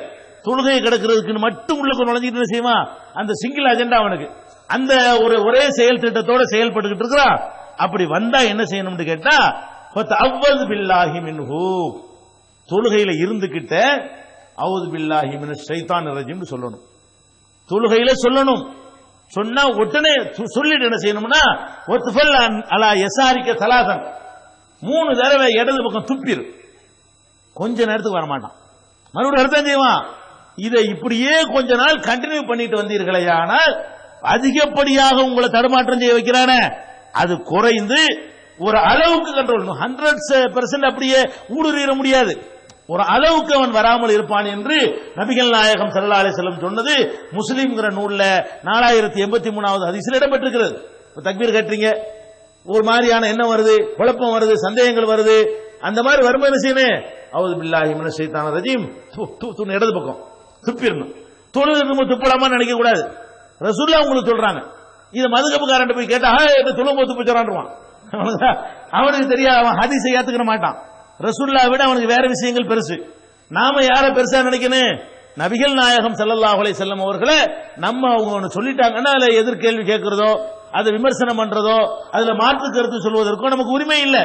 அப்ப அந்த மாதிரி ஷைத்தான் வந்து விட்டானேயானால் நீங்கள் தொழுகைக்கு உள்ளே இருந்தாலும் சரி அவுது பில்லாஹி மினஷ் ஷைத்தானிர் ரஜீம் என்று சொல்லி இடதுபுறம் 3 தடவை துப்பி விட்டு தொழுகையை தொடர்ந்தீர்களேயானால் 40 தடவை வந்தவன் 38 தடவை வருவான். மறுபடியும் வருவானா, மறுபடியும் அடுத்த நாளும் செய்யி, ஒரு 35 குறையும், அடுத்த நாளைக்கும் செய்யி 30 ஆகும், அடுத்த நாளைக்கும் செய்யி. இப்படி அடிக்கடி செய்து ஆஹா இவன் ரொம்ப கேர்ஃபுல்லா இருக்கிறான், இவங்கிட்ட நம்ம விளையாட்டு நடக்காது. ஏன்? அவுது பில்லாஹி மினஷ் ஷைத்தானிர் ரஜீம் அர்த்தம் என்ன? இந்த விரட்டப்பட்ட இந்த படுவாட்டை இருந்து அல்லாஹ்ட்ட பாதுகாப்பு தரேன்னு பெரிய இடத்துக்கு நீ போயிடுற, ஆடி போய் ஓடி போயிடும். ஆஹா இவன்கிட்ட போனோன்னு வைங்க, இவன் எதிர்க்க மாட்டான், வேற இடத்துக்கு மனு போடுறான், இவன் பெரிய இடத்தை கூப்பிட்டுறான், ரொம்ப கவனமா இருக்கிறான். இந்த ஷைத்தானை என்னால் வெல்ல முடியாது என்று நினைத்து யாரை கூப்பிட்டால் அவன் பாதுகாப்பானோ அவங்கிட்ட மனுவை போடுறான் இவன் அப்படின்னு சொல்லி ஷைத்தான் என்ன செய்வானா, ஓட்டம் பிடிப்பான் என்று நபிகள் நாயகம் ஸல்லல்லாஹு அலைஹி வஸல்லம் சொல்றாங்க. தொழுதுகிட்டு இருக்கும் போதே இந்த மாதிரியான எண்ணங்கள், எந்த மாதிரி எண்ணம் வந்தாலும் சரி, தொழுகைக்கு சம்பந்தம் இல்லாத எண்ணம் உங்களுக்கு வறுமையானால் அப்ப என்ன செய்யணும்? அவுது பில்லாஹி மினஷ் ஷைத்தானிர் ரஜீம் என்று சொல்லி ஷைத்தானின் ஊசலாட்டங்களில் இருந்து உங்களை காப்பாற்றிக் கொள்ள வேண்டும். சில பேர் இருக்கிறார்கள், எங்கெல்லாம் வர்றாண்டு பரிகாரத்தோட இப்ப என்னென்னலாம் வருவான், அதை எப்படி ஃபேஸ் பண்றது? ஒழு செய்ய போவாங்க சில ஆளுங்க, போய் ஹவுல்ல உட்கார்ந்துருவான், பைப்பை திறந்து உட்கார்ந்துருவான், டேங்கு பூரா காலியாகும், கழுவிக்கிட்டே இருப்பான். சில ஆளுங்க இருக்கிறான், என்ன செய்வான், கையை கழுவுவான், டேங்கு தண்ணி பூரா கம்ப்ளீட்டா காலியாயிரும், கழுவிக்கிட்டே தான் இருப்பான். மூஞ்ச ஒரு 300 தடவை கழுவுவான், காலை ஒரு 200 தடவை கழுவுவான். குளிக்க போனான்னு வைங்க, அவ்வளவுதான். ஒரு கூட்ட நாட்டத்துக்கு வந்து உள்ள குளிக்க போறேன்னு போனான்னா 25 பேர் கிலோ நிப்பான். குளிச்சுட்டு வர்றதுக்கு எவ்வளவு ஆகும்? 3 மணி நேரம் ஆகும். குளிக்க போனா 3 மணி நேரம், கக்கூசுக்கு போனா 4 மணி நேரம். இதுக்கு பாத்திருக்கீங்களா சில ஆட்களை என்ன செய்யறான் ஷைத்தான், தூய்மை என்ற ஷைத்தானுடைய வேலையாது, தூய்மை என்ற பெயர்ல உங்களை கெடுக்கிறான். தொழுவ மாட்டாங்க சில ஆட்க, ஒழு செஞ்சுட்டு இருப்பான், வக்தே முடிஞ்சு போயிடும். அவன் என்ன நினைக்கிறான், இன்னும் சுத்தமாவல ஒழு செஞ்சுட்டே இருப்பான். காத்து போன மாதிரி தெரியுதே, மறுபடியும் மாதிரியா ஒரு தண்ணி லீக் ஆன மாதிரி தெரியுதே, இப்படி பண்றமா இல்லையா? இப்படி ஷைத்தான் வந்து என்ன செய்வான், இதெல்லாம் வந்து ஒரு நோய். ஷைத்தான் வந்து இந்த நோய்களை உங்களுக்கு உண்டாக்கி உங்களை கெடுக்கிறான். இஸ்லாத்தை பொறுத்தவரைக்கும் என்ன தெரியுமா, இப்படி ஒரு இஸ்லாம் உங்களுக்கு வழி சொல்லுது. எதுல இருந்து குளிக்க போனா 3 மணி நேரம், கையை கழுவா 4 மணி நேரம். சில ஆளுக்கு சோப்பை போட்டு சோறை திண்டு கழுவுவாங்க, ஒரு தடவை கழுவுனா போயிடும். பிரியாணி சாப்பிட்டு எண்ணெயா இருக்கா, ஒரு சோப்பை போட்டு இன்னொரு தடவை கழுவு, முடிஞ்சு வச்சுக்காத, அவ்வளவுதானே. இதுக்கே போட்டு தேய்ன்னு தேய்க்கிறியடா, எத்தனை தடவை தேய்ச்சாலும் அப்புறம் என்ன இருக்கு அதுல? ஒரு தடவை கழுவுனா போயிடும், 2 தடவை கழுவுனா போயிடும். இது எதுக்கு 40 தடவை கழுவுற? இது என்ன ஆகும்னு கேட்டா, அவனை கிறுக்கனாக்குறதுக்காக. இது ஒரு மெண்டல். எல்லா மனுஷனும் இந்த மாதிரி ஒரு மெண்டல் நோய் இருக்குது. இந்த நோய்க்கு அப்பாற்பட்டவன் யாருமே கிடையாது. அவ்வளவு பத்தி இருக்குங்க, என்கிட்ட இருக்கு, உங்கள்கிட்ட இருக்கு, அம்புட்டு பத்தி என்ன இருக்குது. இந்த மாதிரி ஒரு மனநோய். மனநோய்னா என்ன அர்த்தம்? இல்லாத ஒண்ணு இருக்குன்னு நினைக்கக்கூடிய ஒரு நோய் இருக்கு பாருங்க. இது எல்லாத்தையும் இருக்குது, கொஞ்சம் இருக்கணும். ஒரு 5% இருந்தா தான் மனுஷன். அறவே இல்லைன்னு வைங்க, அவன் மனுஷனே கிடையாது. நீங்க வந்து வீட்டில் இருக்கிறீங்கன்னு வைங்களேன், கண்ணாடியை பார்த்து முகம் செய்வீங்க. கண்ணாடியை பார்த்து என்ன செய்வீங்க, நீங்களே ஒரு மாதிரியே சிரிச்சுக்கிறீங்க, யாருமே இருக்க மாட்டான். இதுக்கு இருக்கு தானே, இது ஒரு மனநோயா இல்லையா? அது ஒரு மனநோய் தான். நம்ம அறியாமையில் இருக்குது, நம்மளுக்குள்ளே குரங்கு சேட்டையெல்லாம் பண்ணுவோம். தனிமையில் இருக்கக்கூடிய நேரத்தில் நம்ம இப்படி கைத்துக்கு பார்த்துக்கிறோம், காலத்துக்கு பார்த்துக்கிறோம், இப்படி பலவிதமான சேட்டைகள்லாம் பண்ணுவோம். இது ஒரு அளவுக்கு இருந்தால் பிரச்சனை இல்லை. இந்த ஒரு அளவுக்கு ஒரு 5% இருந்தால் அது ஒரு நோயில கொண்டே விடாது. இது ஓவரா முத்தி போச்சுன்னு வைங்க, அங்கதான் விவகாரம் ஆயிரும். அப்ப கையில அழுக்கு இருக்குதா, சில பேர் இருக்கலாம், அழுக்கு இருந்தாலும் சரி பண்டி இருந்தாலும் சரி பேசாம சாப்பிடுவான், அது சரியில்லை. கழுவிட்டு சாப்பிடணும், ஒரு தடவை கழுவு, சரி நகமெல்லாம் இருக்கா 2 தடவை கழுவு, ஒரு 3 தடவை கழுவு. இதுக்கு மேல அப்புறம் கழுவ என்ன இருக்குது? இல்லாத ஒண்ணு இருக்குன்னு இதுக்கு நினைச்சிட்டு போட்டு கழுவுற. அதுக்கு ரசூலுல்லாஹ் என்ன சொல்றாங்கன்னு பல சந்தர்ப்பங்களை சொல்றாங்க. ஒருத்தர் தொழுகையில நிக்கிறார், நின்று இருக்கும் போது அவருக்கு நினைப்பு வருது, காத்து ஒரு கடப்புடன் வயிற்றுல ஒரு சத்தம் கேட்கும். சத்தம் கேட்ட என்ன நினைப்பாரு, காற்று பிரிஞ்ச மாதிரி இருக்குது அப்படின்னு நினைப்பு வருமா? முடிஞ்சு வச்சு நம்ம தொழுவ கூடுமா கூடாதா, தொழுதுமா தொழுவலையா, செல்லுமா செல்லாதா, இந்த இபாதத்து ஏத்துக்கிறப்படுமா படாதா, இப்படியே மெண்டலாகி போயிருவான். இந்த மாதிரி கேஸ் ரசூலுல்லாஹ்ட்ட வருது. அல்லாஹ்வுடைய தூதரை நாங்க தொழுகையில ஷைத்தான் இதெல்லாம் உன்ட்ட உண்மையில உள்ளது கிடையாது. தொழுகையில நாங்க நிக்கிறோம், நிக்கக்கூடிய நேரத்தில் ஏதோ ஒரு காற்று பிரிவது போன்ற ஒரு ஃபீலிங் எங்களுக்கு ஏற்படுகிறது. நாங்க என்ன செய்யறது? ரசூல் ஸல்லல்லாஹு அலைஹி வஸல்லம் என்ன செய்றாங்க தெரியுமா? லா யன்சரிஃப் ஹத்தா யஸ்மா சௌத்தன் அவ் யஜித ரீஹன். ஒன்னு சத்தம் கேட்கட்டும்டா, இல்லன்னா வாசம் வரட்டும், பேசாம நில்லு. ரசூல் என்ன சொல்றாங்க? காத்து பிரிஞ்சிருச்சுக்கிறியா, இந்த ஃபீலிங்குக்கு முக்கியத்துவம் கொடுக்காத, காத்தே பிரிஞ்சு இருக்கட்டும், நீ இல்லன்னு போ. இஸ்லாம் உனக்கு என்ன சொல்லி தருது? நீ காத்து பிரிஞ்சின்னு முடிச்சிட்டு தொழுகையை விட்டு வெளியே வர்றதா இருந்தால் அந்த காற்று வெளிப்பட்ட நாத்தம் இருக்குல்ல, அந்த நாத்தம் நல்லா வந்தா நினைச்சுக்க, ஆஹா காத்து பிரிச்சுன்னு நினைச்சுக்க. இல்லன்னா சத்தம் கேட்டுச்சா என்ன பண்ணிக்க, காத்து போச்சு நினைச்சுக்க. போன மாதிரி இருக்குதே, வந்த மாதிரி இருக்குதே, ஒரு மாதிரியா தெரியுதே அப்படின்னு இந்த வேலை தேவையில்லை. எதுக்கு சொல்றாங்க? இந்த இருக்க வாய்ப்பு இருந்தும் கூட இந்த வசுவாசு நோய் வரக்கூடாது. இது சைத்தான் பண்ற வேலை. இப்படியே ஆக்கி நம்ம இபாதத்தை நாசமாக்கி தக்பீர் கட்டுவான் 40 தடவை கட்டுவான் சில பேர். அல்லாங்கிற என்ன ஒரு வரலையாம். காயல்பட்டம் போனீங்கன்னா அல்லாஹ் அக்பர்னு தக்பீர் கட்டுறத 40 தடவை கட்டுவானுங்க. என்னன்னு கேட்டா அல்லாங்கிற அலிப்புக்கு அக்பர்ல உள்ள ரேக்கி நடுவுல அந்த எண்ணங்களை எல்லாம் ஒருங்கிணைச்சிடணுமா. அல்லாஹ் அக்பர்ங்கிறதுக்கு உள்ள இந்த லோகர் தொழுகை 4 ரக்காத்து கிப்லாவை முன்னோக்கி இமாமை பின்பற்றி இம்புட்டு சேர்த்து அதுக்குள்ள ஃபிட் பண்ணிரணும், அப்பதான் செல்லுமா. அவர் 2வது செய்தாங்க, 2வது ரக்காத்து போயிருவார். இவன் இப்படி இப்படின்னு இருப்பான். இது என்னதுக்கு உனக்கு வேலை? போய் அல்லாஹ்வுக்கு தக்பீர் நிப்பியா, கையை கழிட்டு தொழுகையில சேருவியா? அதுக்குதான் ரசூலுல்லாஹ் என்ன சொல்றாங்க? ஒருவன் ஒழு செய்யறதா இருந்தால் அதிகபட்சமாக ஒரு தடவை நீங்கள் செஞ்சாலே போதும். ஒழு செய்யறது இருக்குத, கைய ஒரு தடவை, முகத்தை ஒரு தடவை, கைய ஒரு தடவை, காலை ஒரு தடவை கழுவுனா போதும். 2 தடவையும் கழுவலாம், 3 தடவையும் கழுவலாம். 3 ரசூலுல்லாஹ் செஞ்சிருக்காங்க. ஒழு செய்யக்கூடிய நேரத்தில் ஒரு தடவை முகத்தை கழுவுனா போதும். இன்னும் கொஞ்சம் கூட கழுவு நினைக்கிறீங்களா, 2 தடவை கழுவிட்டு போங்க.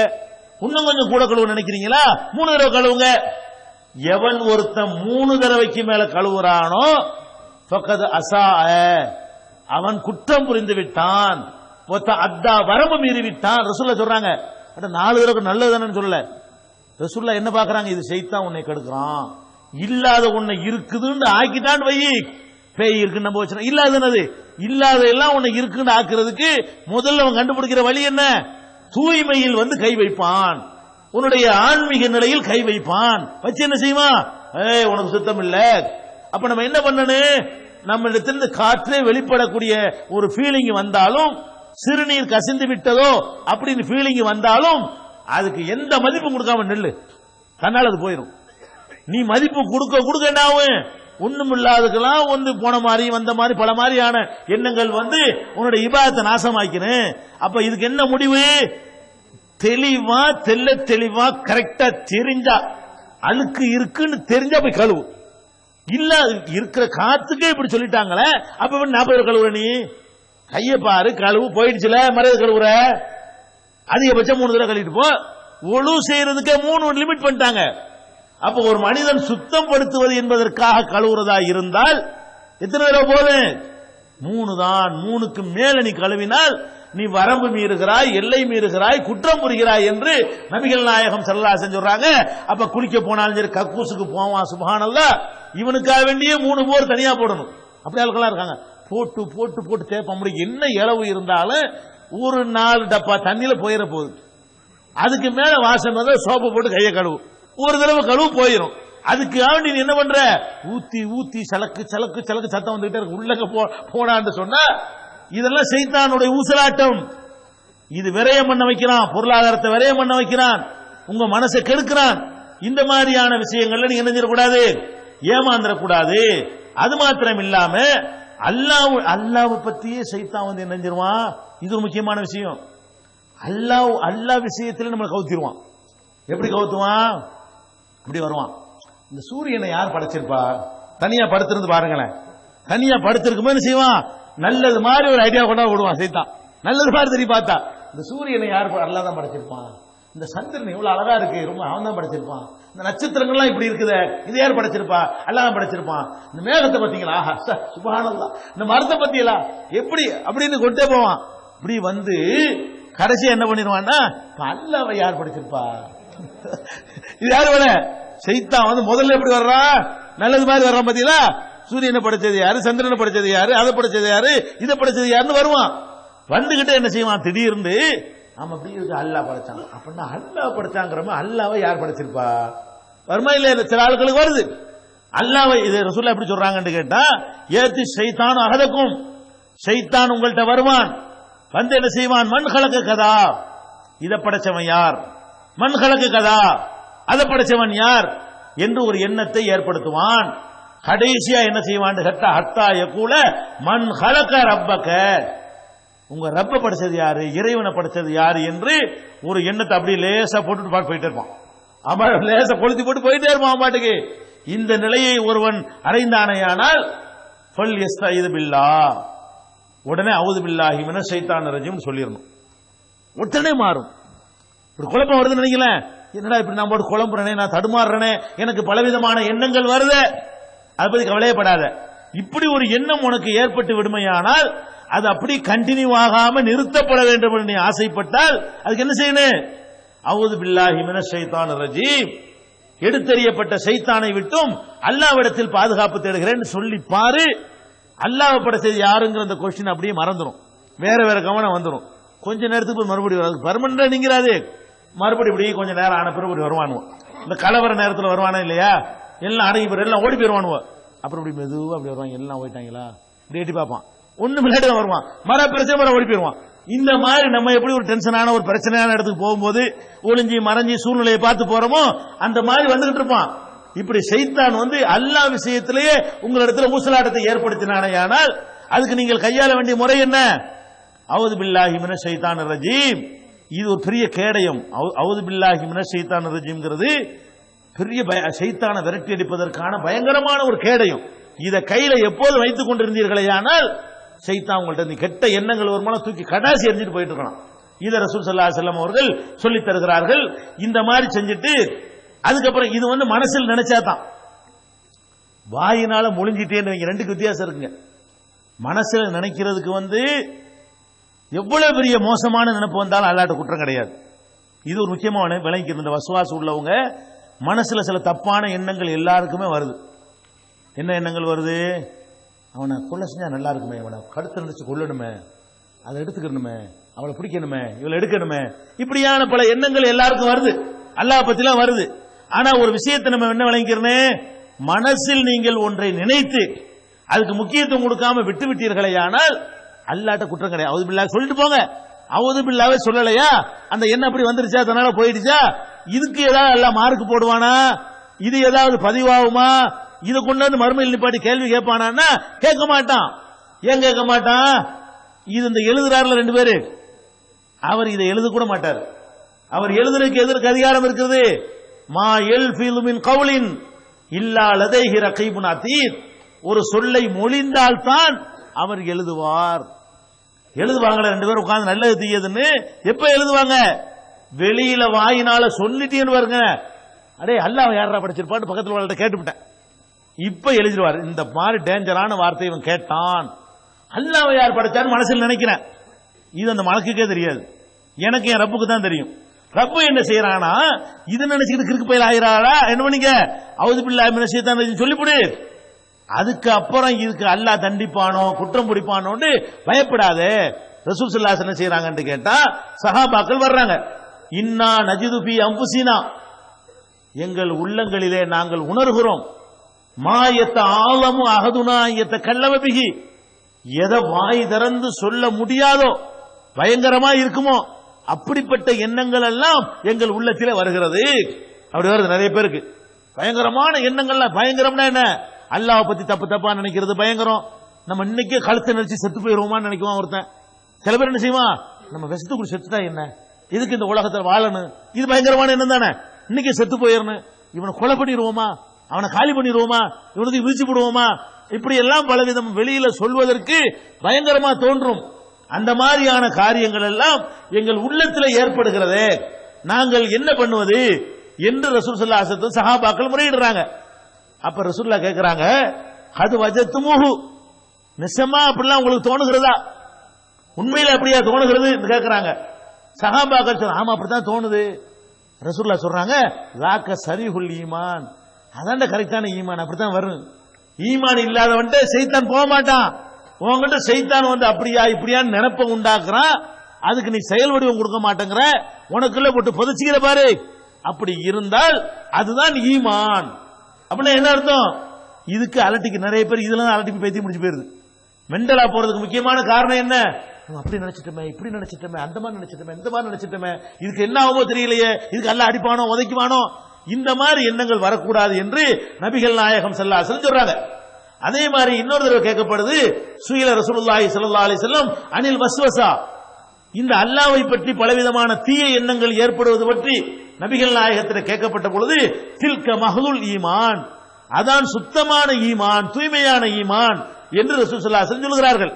இது மாதிரி உங்களுக்கு எண்ணம் ஏற்பட்டுச்சுன்னு சொன்னா அதுக்கு என்ன பண்ணணும் அப்படிங்கும் போது ரசூல் ஸல்லல்லாஹு அலைஹி வஸல்லம் சொல்றாங்க, அல்லாஹு அக்பர், அல்லாஹு அக்பர், அல்லாஹு அக்பர். இந்த அல்லாஹு அக்பர், அல்லாஹு அக்பர், அல்லாஹு அக்பர் 3 தடவை சொன்னா அந்த சைத்தானுடைய வஸ்வசாவில் இருந்து தடம் மாறிவிடும். 2 வழி சொல்றாங்க. தீமையான எண்ணங்கள், தப்பான எண்ணங்கள், கொல்லணும், திருடணும், தப்பு செய்யணும், அது செய்யணும், இது செய்யணும் வந்தால் உடனே என்ன செய்யணும்? அல்லாஹு அக்பர், அல்லாஹு அக்பர் என்று சொல்லி நீ சொல்லிவிட்ட என்று சொன்னா உடனே என்ன செய்யறான்? அல்லாஹ் பார் என்னை பெரியவன் என்று சொல்லி அந்த வசுவசாவை என் பக்கம் சாட்டி விட்டானே, நான் அவனை காப்பாத்துவேன் என்று அல்லாஹ் காப்பாத்துவான் என்று நபி ஸல்லல்லாஹு அலைஹி வஸல்லம் சொல்றாங்க. அப்ப ஷைத்தான் தீய எண்ணங்களை உங்களுக்கு போட்டால் ஒன்னு அல்லாஹ் அக்பர் 3 தடவை சொல்லுங்க, இல்லன்னா அவுது பில்லாஹி மினஷ் ஷைத்தானிர் ரஜீம் சொல்லுங்க. சொன்னதோடு முடிந்து விட்டது. இதுக்கு எந்த கொஸ்டின் கிடையாது. நீங்க நினைச்சதுக்காக வேண்டி, பயங்கரமான திட்டம் போட்டதுக்காக வேண்டி, பிளான் பண்ணதுக்காக வேண்டி எந்த விதமான கேள்வியும் வராது. இன்னொரு தடவை சொன்னாங்க ரசூல் ஸல்லல்லாஹு அலைஹி வஸல்லம், தஜாவஸ லி உம்மத்தி, என்னுடைய சமுதாயத்திற்கு அல்லாஹ் மன்னித்து விட்டான். அம்மா ஹதரத் ஃபி அன்ஃபுஸிஹா, உள்ளத்திலே எண்ணிக்கொண்ட எண்ணங்களை பற்றி அல்லாஹ் மன்னித்து விட்டான். அதுக்கு எந்த விதமான கொஸ்டினும் கிடையாதுன்ட்டாங்க. இது மனசில் நினைக்கிற எண்ணங்களுக்கு வாயினால மொழிஞ்சிட்டீங்க, எண்ணத்துல இருக்கிறத வாயினால மொழிஞ்சிட்டீங்க. வாயினால மொழிஞ்சிட்டீங்க என்று சொன்னா அதுக்கு ஒரு மறுமொழி இருக்கு. என்ன மொழி? அல்லாஹ்வை யார் படைச்சிருப்பா இப்படின்னு என்கிட்ட நீங்க கேட்டுப்பட்டீங்க, அல்ல நான் உங்கள்ட்ட கேட்டுப்பட்டேன். உடனே நீங்க என்ன செய்யணும்னு கேட்டா ஆமன்து பில்லான்னு சொல்லிடணும். மனசுல நினைச்சீங்கன்னு வைங்க, அல்லாஹ்வை யார் படைச்சான்னு மனசுக்குள்ள நினைப்பு வருது. அப்ப நீங்க என்ன பண்ணணும்? அல்லாஹ் அக்பர் 3 தடவை சொல்லுங்க, இல்லைன்னா அவுது பில்லாஹி மினஷ் ஷைத்தானிர் ரஜீம் 1 தடவை சொல்லுங்க. சைத்தான் போயிருவான். அந்த மனசுல அல்லாஹ்வை பத்தி நினைச்சத வாயினால கேட்டுப்பட்டீங்க, ஆமா அல்லாஹ்வை யாருங்க படைச்சிருப்பா இப்படின்னு ஒரு ஆள்கிட்ட கேட்டுப்பட்டீங்க. உடனே அதுக்கு என்ன பரிகாரம் என்றால் ஆமன்து பில்லாஹ், அல்லாஹ்வை நான் நம்பினேன். ஆமன்து பில்லாஹ் மனப்பாடம் பண்ணிக்கங்க, சின்ன வார்த்தை தான். ஆமன்து பில்லாஹ்னு சொல்லிட்டீங்க என்று சொன்னா அல்லாஹ்வை யார் படைச்சான்னு கேட்டீங்கல ஒரு கேள்வி, அதற்கான குற்றத்திலிருந்து விடுபட்டு விடுவீர்கள். அந்த எண்ணம் தொடர்வதில் இருந்தும் விடுபட்டு விடுவீர்கள் என்று நபிகள் நாயகம் ஸல்லல்லாஹு அலைஹி வஸல்லம் அவர்கள் இப்படி ஒரு வழிகாட்டி இருக்கிறாங்க. இது சைத்தானுடைய வசுவசாவில் இருந்து தப்பிக்கக்கூடிய ஒரு முறை. அதுக்கப்புறம் சைத்தானுடைய வசுவசாவில் இன்னொன்னு என்ன தெரியுமா? தொழுகிறோம், அதுல சைத்தான் வர்றான். குர்ஆன் என்னங்க? அல்லாஹ்வுடைய வேதம் தானே, அல்லாஹ்வுடைய வேதம் தானே. குர்ஆனை ஓதும் போது சைத்தான் வரலாமா? வரக்கூடாதுல. ஆனா அதுக்கு அல்லாஹ் உங்களுக்கு என்ன சொல்லி தர்றான்? குர்ஆனை ஓத உட்கார்றதுக்கு முன்னாடி இதா கரஅத்தல் குர்ஆன ஃபஸ்தைது பில்லாஹி மினஷ் ஷைத்தானிர் ரஜீம், நீ குர்ஆனை ஓதுறதா இருந்தா அதுக்கு முந்தி ஷைத்தான் இருந்து பாதுகாப்பு தேடிக்கொள். அடுத்து குர்ஆன் ஓதும் போது ஷைத்தான் வருவான். குர்ஆனத்துக்கு வச்ச உடனே ஷைத்தான் என்ன பண்ணுவான்?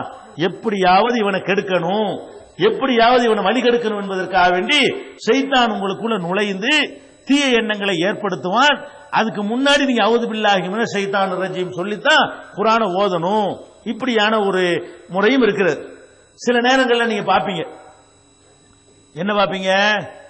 வீட்டில் உட்கார்ந்துட்டு இருப்பீங்க, யாரோ கூப்பிட்ட மாதிரி கேட்கும், திரும்பி பார்த்தா யாருமே இருக்க மாட்டாங்க.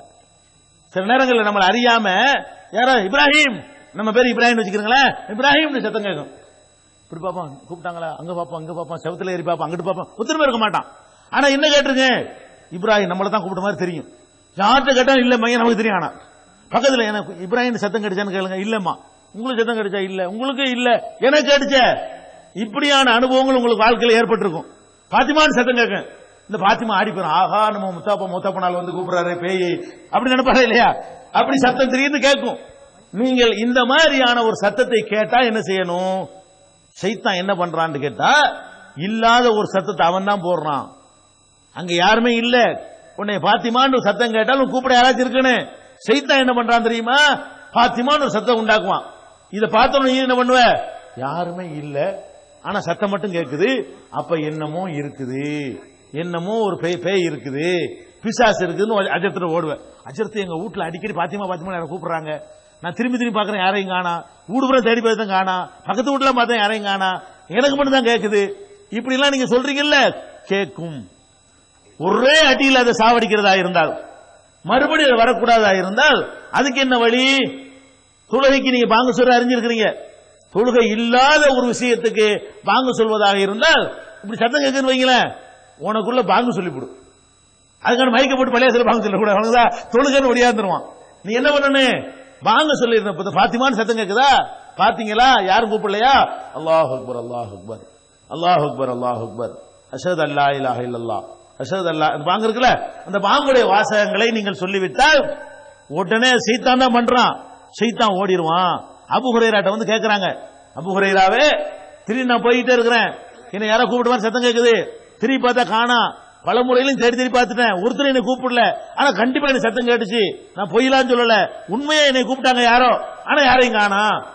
அப்ப என்ன செய்யறாங்க அபூ ஹுரைரா? அப்படி நெசமா உனக்கு ஏற்பட்டுச்சு, ஆமா நீ இப்ப வந்து பாங்கு சொல்லு. ஏனென்று கேட்டால், பாங்கு சத்தத்தை கேட்டால் ஷைத்தான் ஓடுவான், பின்னங்கால் படரியில் பட என்ன செய்வான், ஓட்ட முடிப்பான் என்று ரசூல் ஸல்லல்லாஹு அலைஹி வஸல்லம் சொல்லி இருக்கிறாங்க. நீ ஒருக்கா சொல்லிப்பாரு, மறுபடி வராது என்று அவங்க டைரக்ஷன் பண்றாங்க. அந்த மாதிரி உங்களுக்கு சத்தம் கேட்குமே, ஆனால் என்ன செய்யணும்? அந்த ஷைத்தானிலிருந்து காப்பாற்றுவதற்கு அந்த மாதிரியான ஒரு வழிமுறைகளையும் கையாளிக் கொள்ளலாம். அடுத்து என்னன்னு கேட்டா, நபிகள் நாயகம் ஸல்லல்லாஹு அலைஹி வஸல்லம் அவங்க இன்னொரு வழிமுறையை சொல்லி காட்டுறாங்க. என்னன்னு கேட்டா, ஷைத்தான் வந்த பிறகு செய்யற பரிகாரம் இது. ஷைத்தான் வரக்கூடாது, வசுவாசம் உண்டாகக்கூடாது, இந்த மாதிரி திடீர்னு சத்தம் கேட்கக்கூடாது. இல்லாத இடத்துல இருந்து பயம், வீட்டு தனியா நம்ம இருக்கிறோம்னு வைங்க, ராத்திரி வீட்டுல யாருமே இல்ல, நம்ம மட்டும் இருக்கிறோம், அப்ப நிறைய குசும்புகள், திடீர்னு ஜன்னல்ல சலக்கு சலக்கு சத்தம் கேட்கும், யாரோ பொம்பளை போற மாதிரி சத்தம் கேட்கும், யாரோ கூப்பிட மாதிரி சத்தம் கேட்கும். இதெல்லாம் பேய் நினைச்சுக்கிறது, இதெல்லாம் ஷைத்தான் பண்ணுவான். ஷைத்தான் வந்து எப்படியாவது ஒரு பயத்தை உண்டாக்கி விட்டால் நீங்க தப்பான ட்ரீட்மெண்ட்டுக்கு போவீங்க, அஜரத்தை தேடி போவீங்க, மந்திரவாதியை தேடி போவீங்க, தாயத்தை போடுவீங்க. அவனுக்கு பிடிக்காத, அல்லாஹ்வுக்கு பிடிக்காத காரியங்களை ஷைத்தானுக்கு பிடிக்கிற காரியங்களை நீங்க செய்வீங்க. அப்படிங்கிறதுக்காக வேண்டி ஷைத்தான் இந்த வேலையெல்லாம் செய்வாங்கிறதுக்காக ரசூல் ஸல்லல்லாஹு அலைஹி வஸல்லம் என்ன பண்றாங்கன்னு கேட்டா, ஒரு வாசகத்தை சொல்லி தர்றாங்க. எப்படி? மன் கால லா இலாஹ இல்லல்லாஹ் வஹ்தஹு லா ஷரீக லஹு லஹுல் முல்கு வலஹுல் ஹம்து வஹுவ அலா குல்லி ஷைஇன் கதீர். சின்ன வாசகம் தான், உங்களுக்கு எல்லாம் தெரிஞ்ச வாசகம் தான். இந்த வாசகத்தை ஒரு நாளைக்கு எத்தனை தடவை ஓதணும்? 100 தடவை நீங்கள் ஓதினீர்களேயானால் அந்த நாள் முழுவதும் ஷைத்தானுடைய வசுவாசில் இருந்து அல்லாஹ் உங்களை காப்பாற்றுகிறான். யாருக்கு அந்த ஷைத்தானுடைய வசுவாசி எண்ணங்கள் வருகிறதோ, பல விதமான தீய எண்ணங்கள், நிறைய கவசம் நம்மளை சும்மா நிராயுதமானியா விட்டுறல மார்க்கம். ஒரு பக்கம் அவுது பில்லாஹி மினஷ் ஷைத்தானிர் ரஜீம், ஒரு பக்கம் ஆமன்து பில்லாஹிங்கிற கேடையும், ஒரு பக்கம் அல்லாஹ் அக்பர் அல்லாஹ் அக்பர் அல்லாஹ் அக்பர்ங்கிற இன்னொரு துப்பாக்கி கேடையும் பீரங்கி பலவிதமான ஆயுதங்களை கையில கொடுத்து தான் ஷைத்தானோட அல்லாஹ் யுத்தம் பண்ண வச்சிருக்கான்.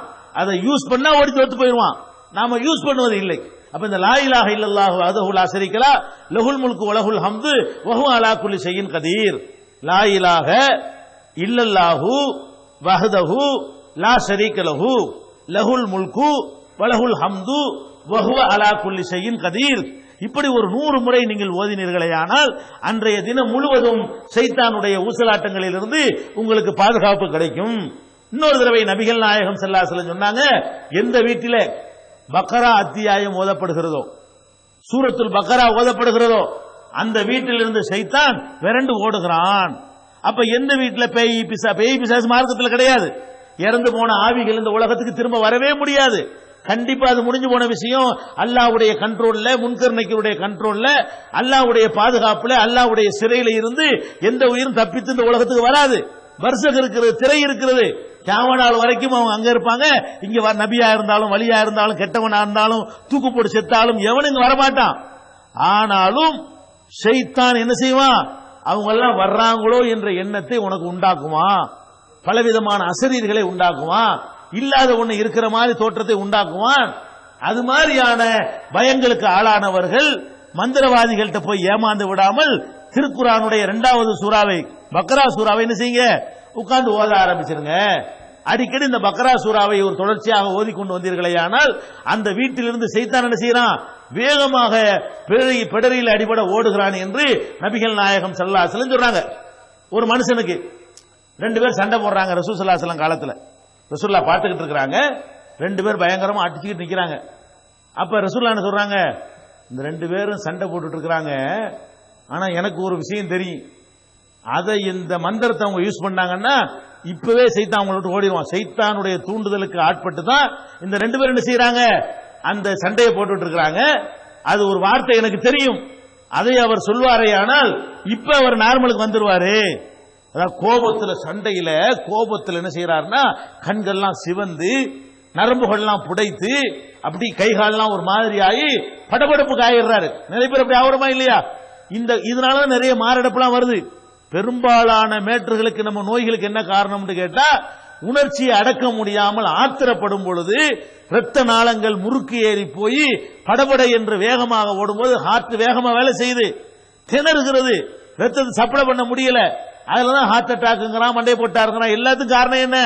இந்த கோபம் உச்சிக்கு ஏறும் பொழுது, உப்பு இல்லாட்டி கோபம், ஒழுங்கா சோறா காட்டி கோபம், குறித்த நேரத்தில் சாப்பாடு தராட்டி கோபம், ஒரு பேப்பருக்காரன் ஒழுங்கா பேப்பர் போடாட்டி அதுக்கு பொண்டாட்டி மேல கோபம். எதுக்கு தான் கோபப்படுறன்னு கணக்கு இல்லாம என்ன பண்றான், வீட்டுக்குள்ள பொண்டாட்டி மேல கோபம், புள்ள மேல கோபம், அவன் மேல கோபம், சோத்து மேல கோபம், தூக்கி சோதத்துக்கு எறிகிறான். அப்ப இந்த கோபம்ங்கிறது பெரிய சைத்தான். சைத்தான் நம்மளை வீழ்த்துவதற்கு வச்சிருக்கிற பெரிய ஆயுதம் எது? கோபங்கிற ஆயுதம். இதுல தலாக்கு விடுறாங்கிறான், இதெல்லாம் பொண்டாட்டி போட்டு அடிக்கிறான், இதெல்லாம் பிள்ளைய போட்டு அடிக்கிறான், இதுலதான் எல்லா விதமான அநியாயமும். கொலை செய்யறது கூட காரணம் என்ன? சிரிச்சுட்டு போய் கொலை சொல்லுவான், சும்மா இருக்கீங்க நல்லா இருக்கீங்களா தாங்க, இப்படியா கொலை செய்வான்? கொலை செய்யறது காரணம் என்ன? கொலை செய்யறது காரணம் கோபம் தான், அடிக்கிறது காரணம் கோபம் தான், அத்துமீறது காரணம் கோபம் தான், மேடையில் நின்று ஒருத்தனை கண்ணாமண்ணான்னு திட்டுறான், அது காரணம் என்ன? கோபம் தான். கோபம் வரக்கூடிய நேரத்தில் 1-2 தப்பு செய்ய மாட்டோம், தன்னைய மறந்து விட்டானையானால் எத்தனை தப்பு வேண்டாலும் செய்வான். அப்ப நீங்கள் கோபத்தை மட்டும் அடக்கி ஆண்டீங்கன்னு வைங்க, உங்களுக்கு ஹார்ட் அட்டாக் நோய் கிடையாது, அதை ஒட்டி வரக்கூடிய பலவிதமான துன்பங்கள் கிடையாது. அதனால் நீங்கள் மார்க் அடிப்படையில் வரம்பு மீறீர்களே அதெல்லாம் கிடையாது. அதுக்கு என்ன சொல்றாங்க, சொல்றாரு சுலைமான்கிற ஒரு சகாபி சொல்றாரு, நான் நபிகள் நாயகம் ஸல்லல்லாஹு அலைஹி வஸல்லம் அவங்களோடு இருந்தேன். ஒரு சுலைமான்கிற சகாபி சொல்றாங்க, நான் ரசூல் ஸல்லல்லாஹு அலைஹி வஸல்லம் அவங்களோடு உட்கார்ந்து இருந்தேன். அப்ப 2 பேர் திட்டிக்கிட்டு இருந்தாங்க, ஒருத்தர் திட்டிட்டு இருக்காங்க. திட்டுனா யஹ்மர்ர ஃபஅஹதுஹுமா யஹ்மர்ர வஜூஹு, 2ல ஒரு ஆளுடைய முகம் அப்படி ரத்த கலரா மாறி போச்சு. வன்தஃபகத் அவுதாஜுஹு, அவருடைய அந்த கழுத்து நரம்பு எல்லாம் புடைச்சிக்கிட்டு அப்படியே கோபத்துல ஒரு பார்த்தா ஒரு மாதிரியா இருக்கு, படபடன்னு இருக்குது.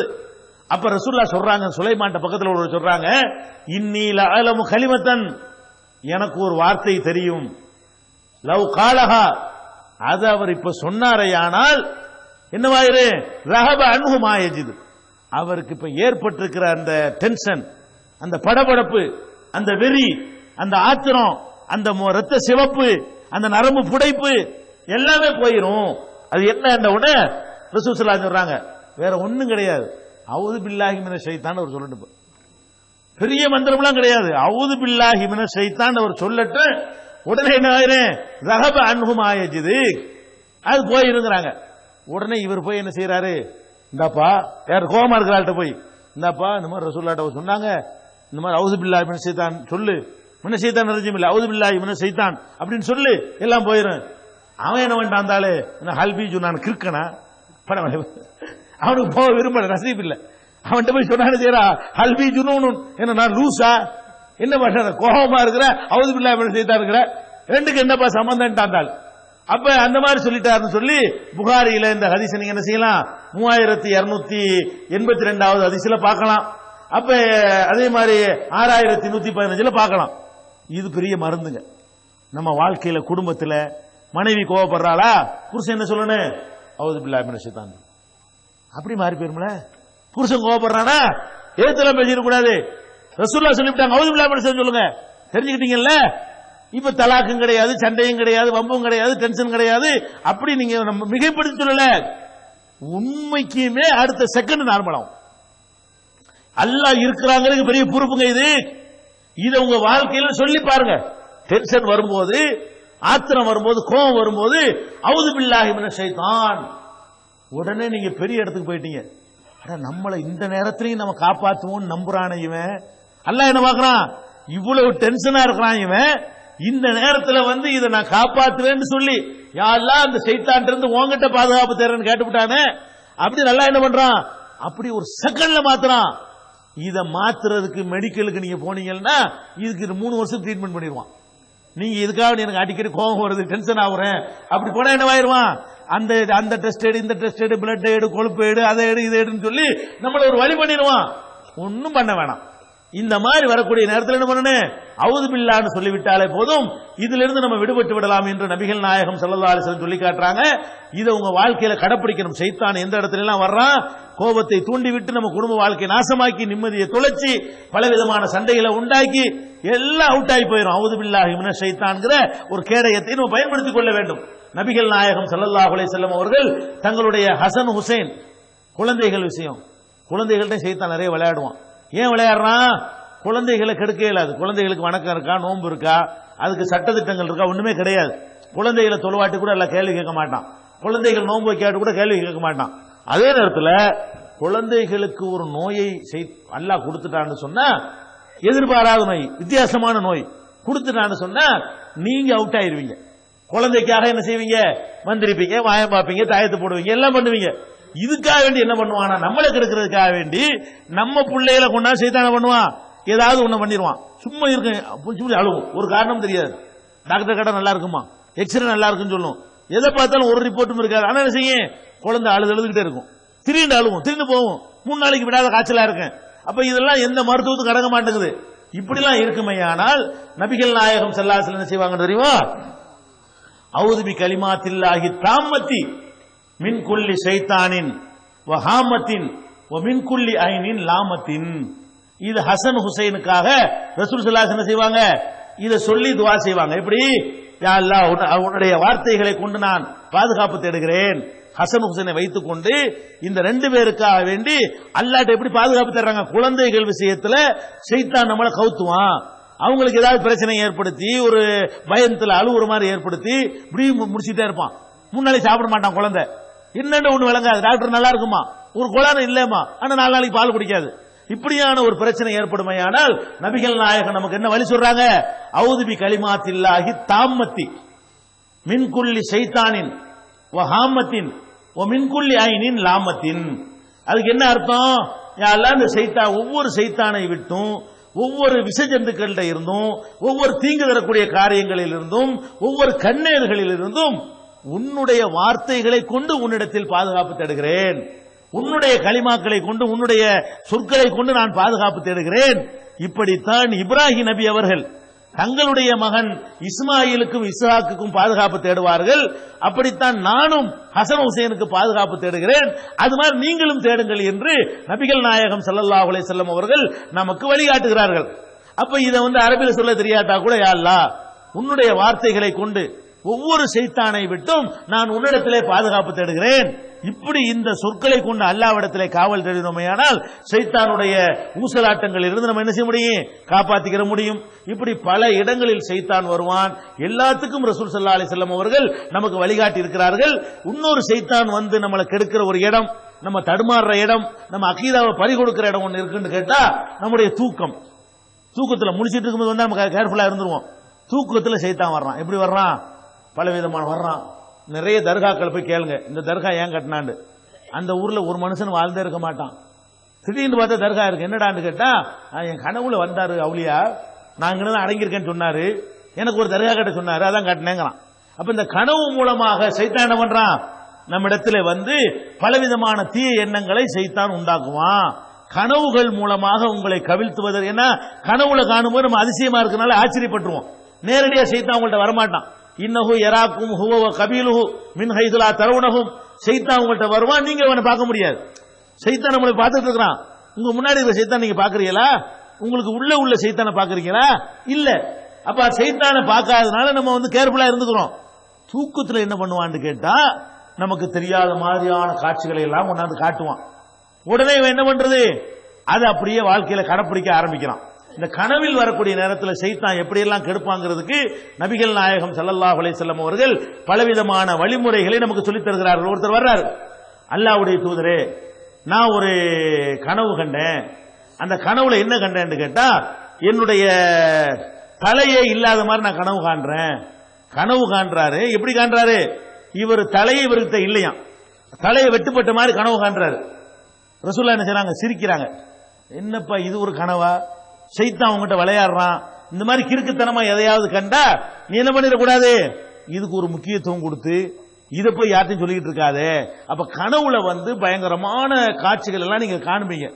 புள்ள செத்து போற மாதிரி காணுவீங்க, உங்க புருஷன் செத்து போற மாதிரி காணுவீங்க, கொண்டாடி செத்து போற மாதிரி காணுவீங்க, ஏதோ ஒரு கொள்ளையடிக்கிற மாதிரி காணுவீங்க, ஏதோ ஒரு பயங்கரமான ஒரு தப்பான ஒரு, அதாவது எதை கண்ட உடனே உங்களுக்கு அதிர்ச்சி வருமோ அது மாதிரி கனவுகள் எல்லாருமே காண்றோம்.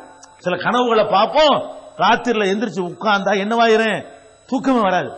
சுபுகரை உட்கார்ந்துட்டே இருப்பாங்க, 2 மணிக்கு எந்திரிப்பான். ஒரு கனவை கண்டுட்டு எப்படி கண்டப்ப என்ன ஆகும் ஏதாவது தெரியலையே. இதெல்லாம் ஒண்ணுமே கிடையாது. ஒரு கனவு காண்றியா, ரசூலுல்லாஹ் ஒரு அளவுகோல் சொல்றாங்க. கனவுல சைத்தான் விளையாடுவான், தப்பு தப்பா பண்ணுவான். உன்னுடைய கடமை என்ன தெரியுமா, உனக்கு மனசு நிறைவாக சந்தோஷம் அளிக்கிற மாதிரி ஒரு கனவு கண்டால் அதை ரொம்ப நெருக்கமான ஆள்கிட்ட போய் சொல்லு. சந்தோஷமான கனவு எப்படி, நான் ஒரு கோடீஸ்வரன் நான் ஒரு மாதிரி கனவு கண்டனா அப்படின்னு காண்றியா, அது என்ன சொல்லலாம், ரொம்ப நெருக்கமான ஆள்கிட்ட போய் சொல்லு. அவங்க என்ன செய்வாங்க, சரிப்பா அல்ல அது மாதிரி ஆக்கி வைக்கட்டும், உனக்கு எதிர்த்து போய் சொல்லிவிடாத, இவரு கோடீஸ்வரன் ஆகுற பாட அப்படின்றான். நல்லவன் துவா செய்வான். அப்ப ஒரு நல்ல மாதிரியான ஒரு நல்ல ஒரு பாக்கியம், நல்ல ஒரு புள்ள பெற மாதிரி, குழந்தை இல்ல 10 வருஷமா கனவுல காண்ற, எப்படி ஒரு ஆம்பளை பிள்ளை பத்து கொஞ்சம் மாதிரி கனவு காண்ற. இதை போய் யார்ட்டையாவது சொன்ன, இவருக்கு புள்ள 10 வருஷமாச்சு இவனுக்கெல்லாம் அப்படின்னு சொல்லிடுவான். அவன்கிட்ட சொல்லிடக்கூடாதான். நல்ல கனவு, மனசுக்கு சந்தோஷமான கனவு.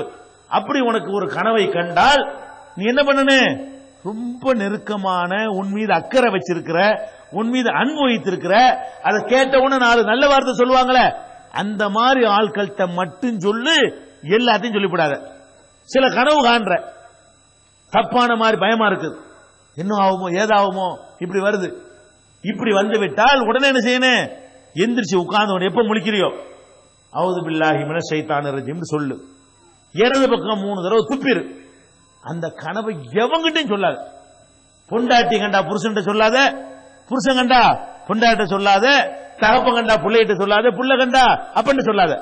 நல்ல கனவு ஒன்று பட்டாத்தான் யார்கிட்ட சொல்லணும், நெருக்கமான நம் மீது அக்கறை உள்ளவர்கள்ட்ட சொல்லணும்.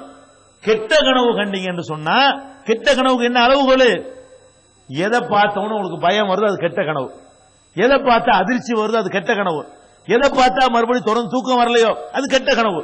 அந்த மாதிரி கெட்ட கனவை நீங்கள் கண்டீர்களேயானால் அப்படியே போட்டு புதைச்சிடணும் உள்ளத்துக்குள்ளேயே. இப்படி நீங்கள் செய்து விட்டீர்களேயானால் ஒரு காலம் அதனால் ஒரு கேடும் வராது. அப்ப கெட்ட கனவுனால கேடு எப்போ வரும்னு கேட்டா, அதை போய் எவங்கிட்டையாவது சொன்னா தான் வரும். அதனால கெட்ட கனவு மாதிரி உங்களுக்கு தென்படுதா, உங்க புள்ள ஆக்சிடென்ட்ல செத்து போற மாதிரி கனவு காண்றீங்களா, எந்திரிச்சு உட்கார வேண்டியது. சைத்தான் நம்மளை போட்டு குழப்பறான், அவுது பில்லாஹி மினஷ் ஷைத்தானிர் ரஜீம் 3 தடவை துப்பிட்டு பேசாம படுத்து தூங்கு. அந்த பிள்ளைக்கு ஒன்னும் வரவும் செய்யாது, ஒரு கேடும் வராது, ஒரு கஷ்டமும் வராது. நீ அதை ஒரு மறந்துரு, இதை போய் யார்ட்டையும் சொல்லாத. அப்ப இந்த கனவுகள் மூலமாக சைத்தான் உங்கள்கிட்ட விளையாண்டான்னு சொன்னா அப்படி வருது. அதாவது வைதாரா கைரதாலிக்க மிம்மா எக்ரஹு, அவன் வெறுக்கிற, அவனுக்கு பிடிக்காத ஒரு கனவை அவன் கண்டானையானால் பைன்னமாகிய மினஷ் ஷைத்தான், அது சைத்தான் ஏற்படுகிறது. மின் ஷர்ரிஹா, அவனுடைய கேடிலிருந்து அல்லாஹ்விடத்திலே பாதுகாப்பு தேடிக்கொள்ளட்டும். வலா எதுகுருஹாலி அஹதின், எவருக்கும் அதை சொல்ல வேண்டாம். அப்படி நீ நடந்து கொண்டால் ஃபைன்னஹா லா தலுர்ஹு, அது ஒரு காலும் உனக்கு கேடு தராது. அப்ப நம்ம கனவுலான கவுந்து போறோம். கனவுல போய் பரிகாரம் சொன்ன உடனே என்ன பண்றான், நீங்க நாகூராண்டாவை போய் அங்க 3 நாள் படுத்துட்டு வாங்க, அங்க போய் ஒரு 1000 ரூபாய் காணிக்க போடுங்க, இங்க போய் அதை பண்ணுங்க, நம்ம கிட்ட ஒரு நூலை வாங்கி போட்டுக்கிறங்க, நம்ம எழுதி கொடுக்கிற தட்டை 10 நாளைக்கு கரைச்சு குடிங்க, இதெல்லாம் சொல்றான் யாரு, உங்களுக்கு மார்க்கத்தை சொல்லித்தர வேண்டிய அஜர்த்துமார்கள் இப்படி உங்களை ஏமாத்துகிறார்கள். அப்ப கெட்ட கனவு, நல்ல கனவு, கெட்ட கனவு என்றால் என்ன அளவுகளே, நமக்கு மனசு சந்தோஷம் வந்தால் நல்ல கனவு. நான் இத்தனை நோட்டீஸ் கனவு கண்டேன் போஸ்டர் அடிச்சு போடலாமா, நல்ல கனவு கண்டால் யார்கிட்ட சொல்லணும், ரொம்ப நம் மீது அக்கறையும் அன்பு உள்ளவர்கள்ட்ட மட்டும் சொல்லணும், எல்லாரும் சொல்லிடக்கூடாது. இந்த சொன்ன விஷயங்கள், சொல்லாத விஷயங்கள், எதெல்லாம் சைத்தான் நம்மள்ட்ட ஆட்டம் போடுறான் நீங்க நினைக்கிறீங்களோ, அந்த எண்ணங்கள் வரும் பொழுதெல்லாம் அவுது பில்லாஹி மினஷ் ஷைத்தானிர் ரஜீம். வேற ஒண்ணும் இல்ல, பெரிய மந்திரம்லாம் இல்ல. இது ரொம்ப நம்ம குர்ஆன் ஓதும்போது மட்டும் பயன்படுத்துறோம். மற்ற நேரத்தில் கொட்டாவி கூட சொல்றாங்க. கொட்டாவி என்னது? அது ஷைத்தான்ட்ட இருந்து உள்ளது. முடிஞ்ச வரைக்கும் அடைக்கிறங்க. ஷைத்தான் நம்மளுக்கு சோம்பலை உண்டாக்குறதுக்காக வேண்டி அதை உண்டாக்குறான். முடிஞ்ச அளவு கட்டுப்படுத்திக் கொள்ளுங்கள். அதை மீறுமையான ஷைத்தான்ட்ட தான் வருதுங்கிறாங்க. அவுது பில்லாஹி மினஷ் ஷைத்தானிர் ரஜீம்னா தொலைஞ்சு போயிடும், அதோட முடிஞ்சு போயிடும். இப்படி எதெல்லாம் ஷைத்தான்ட்ட இருந்து வருவதாக நம்ம நினைக்கிறோமோ அதுல இருந்தெல்லாம் இந்த மாதிரியான ஒரு கவசத்தை பயன்படுத்தி நாம் காப்பாற்றி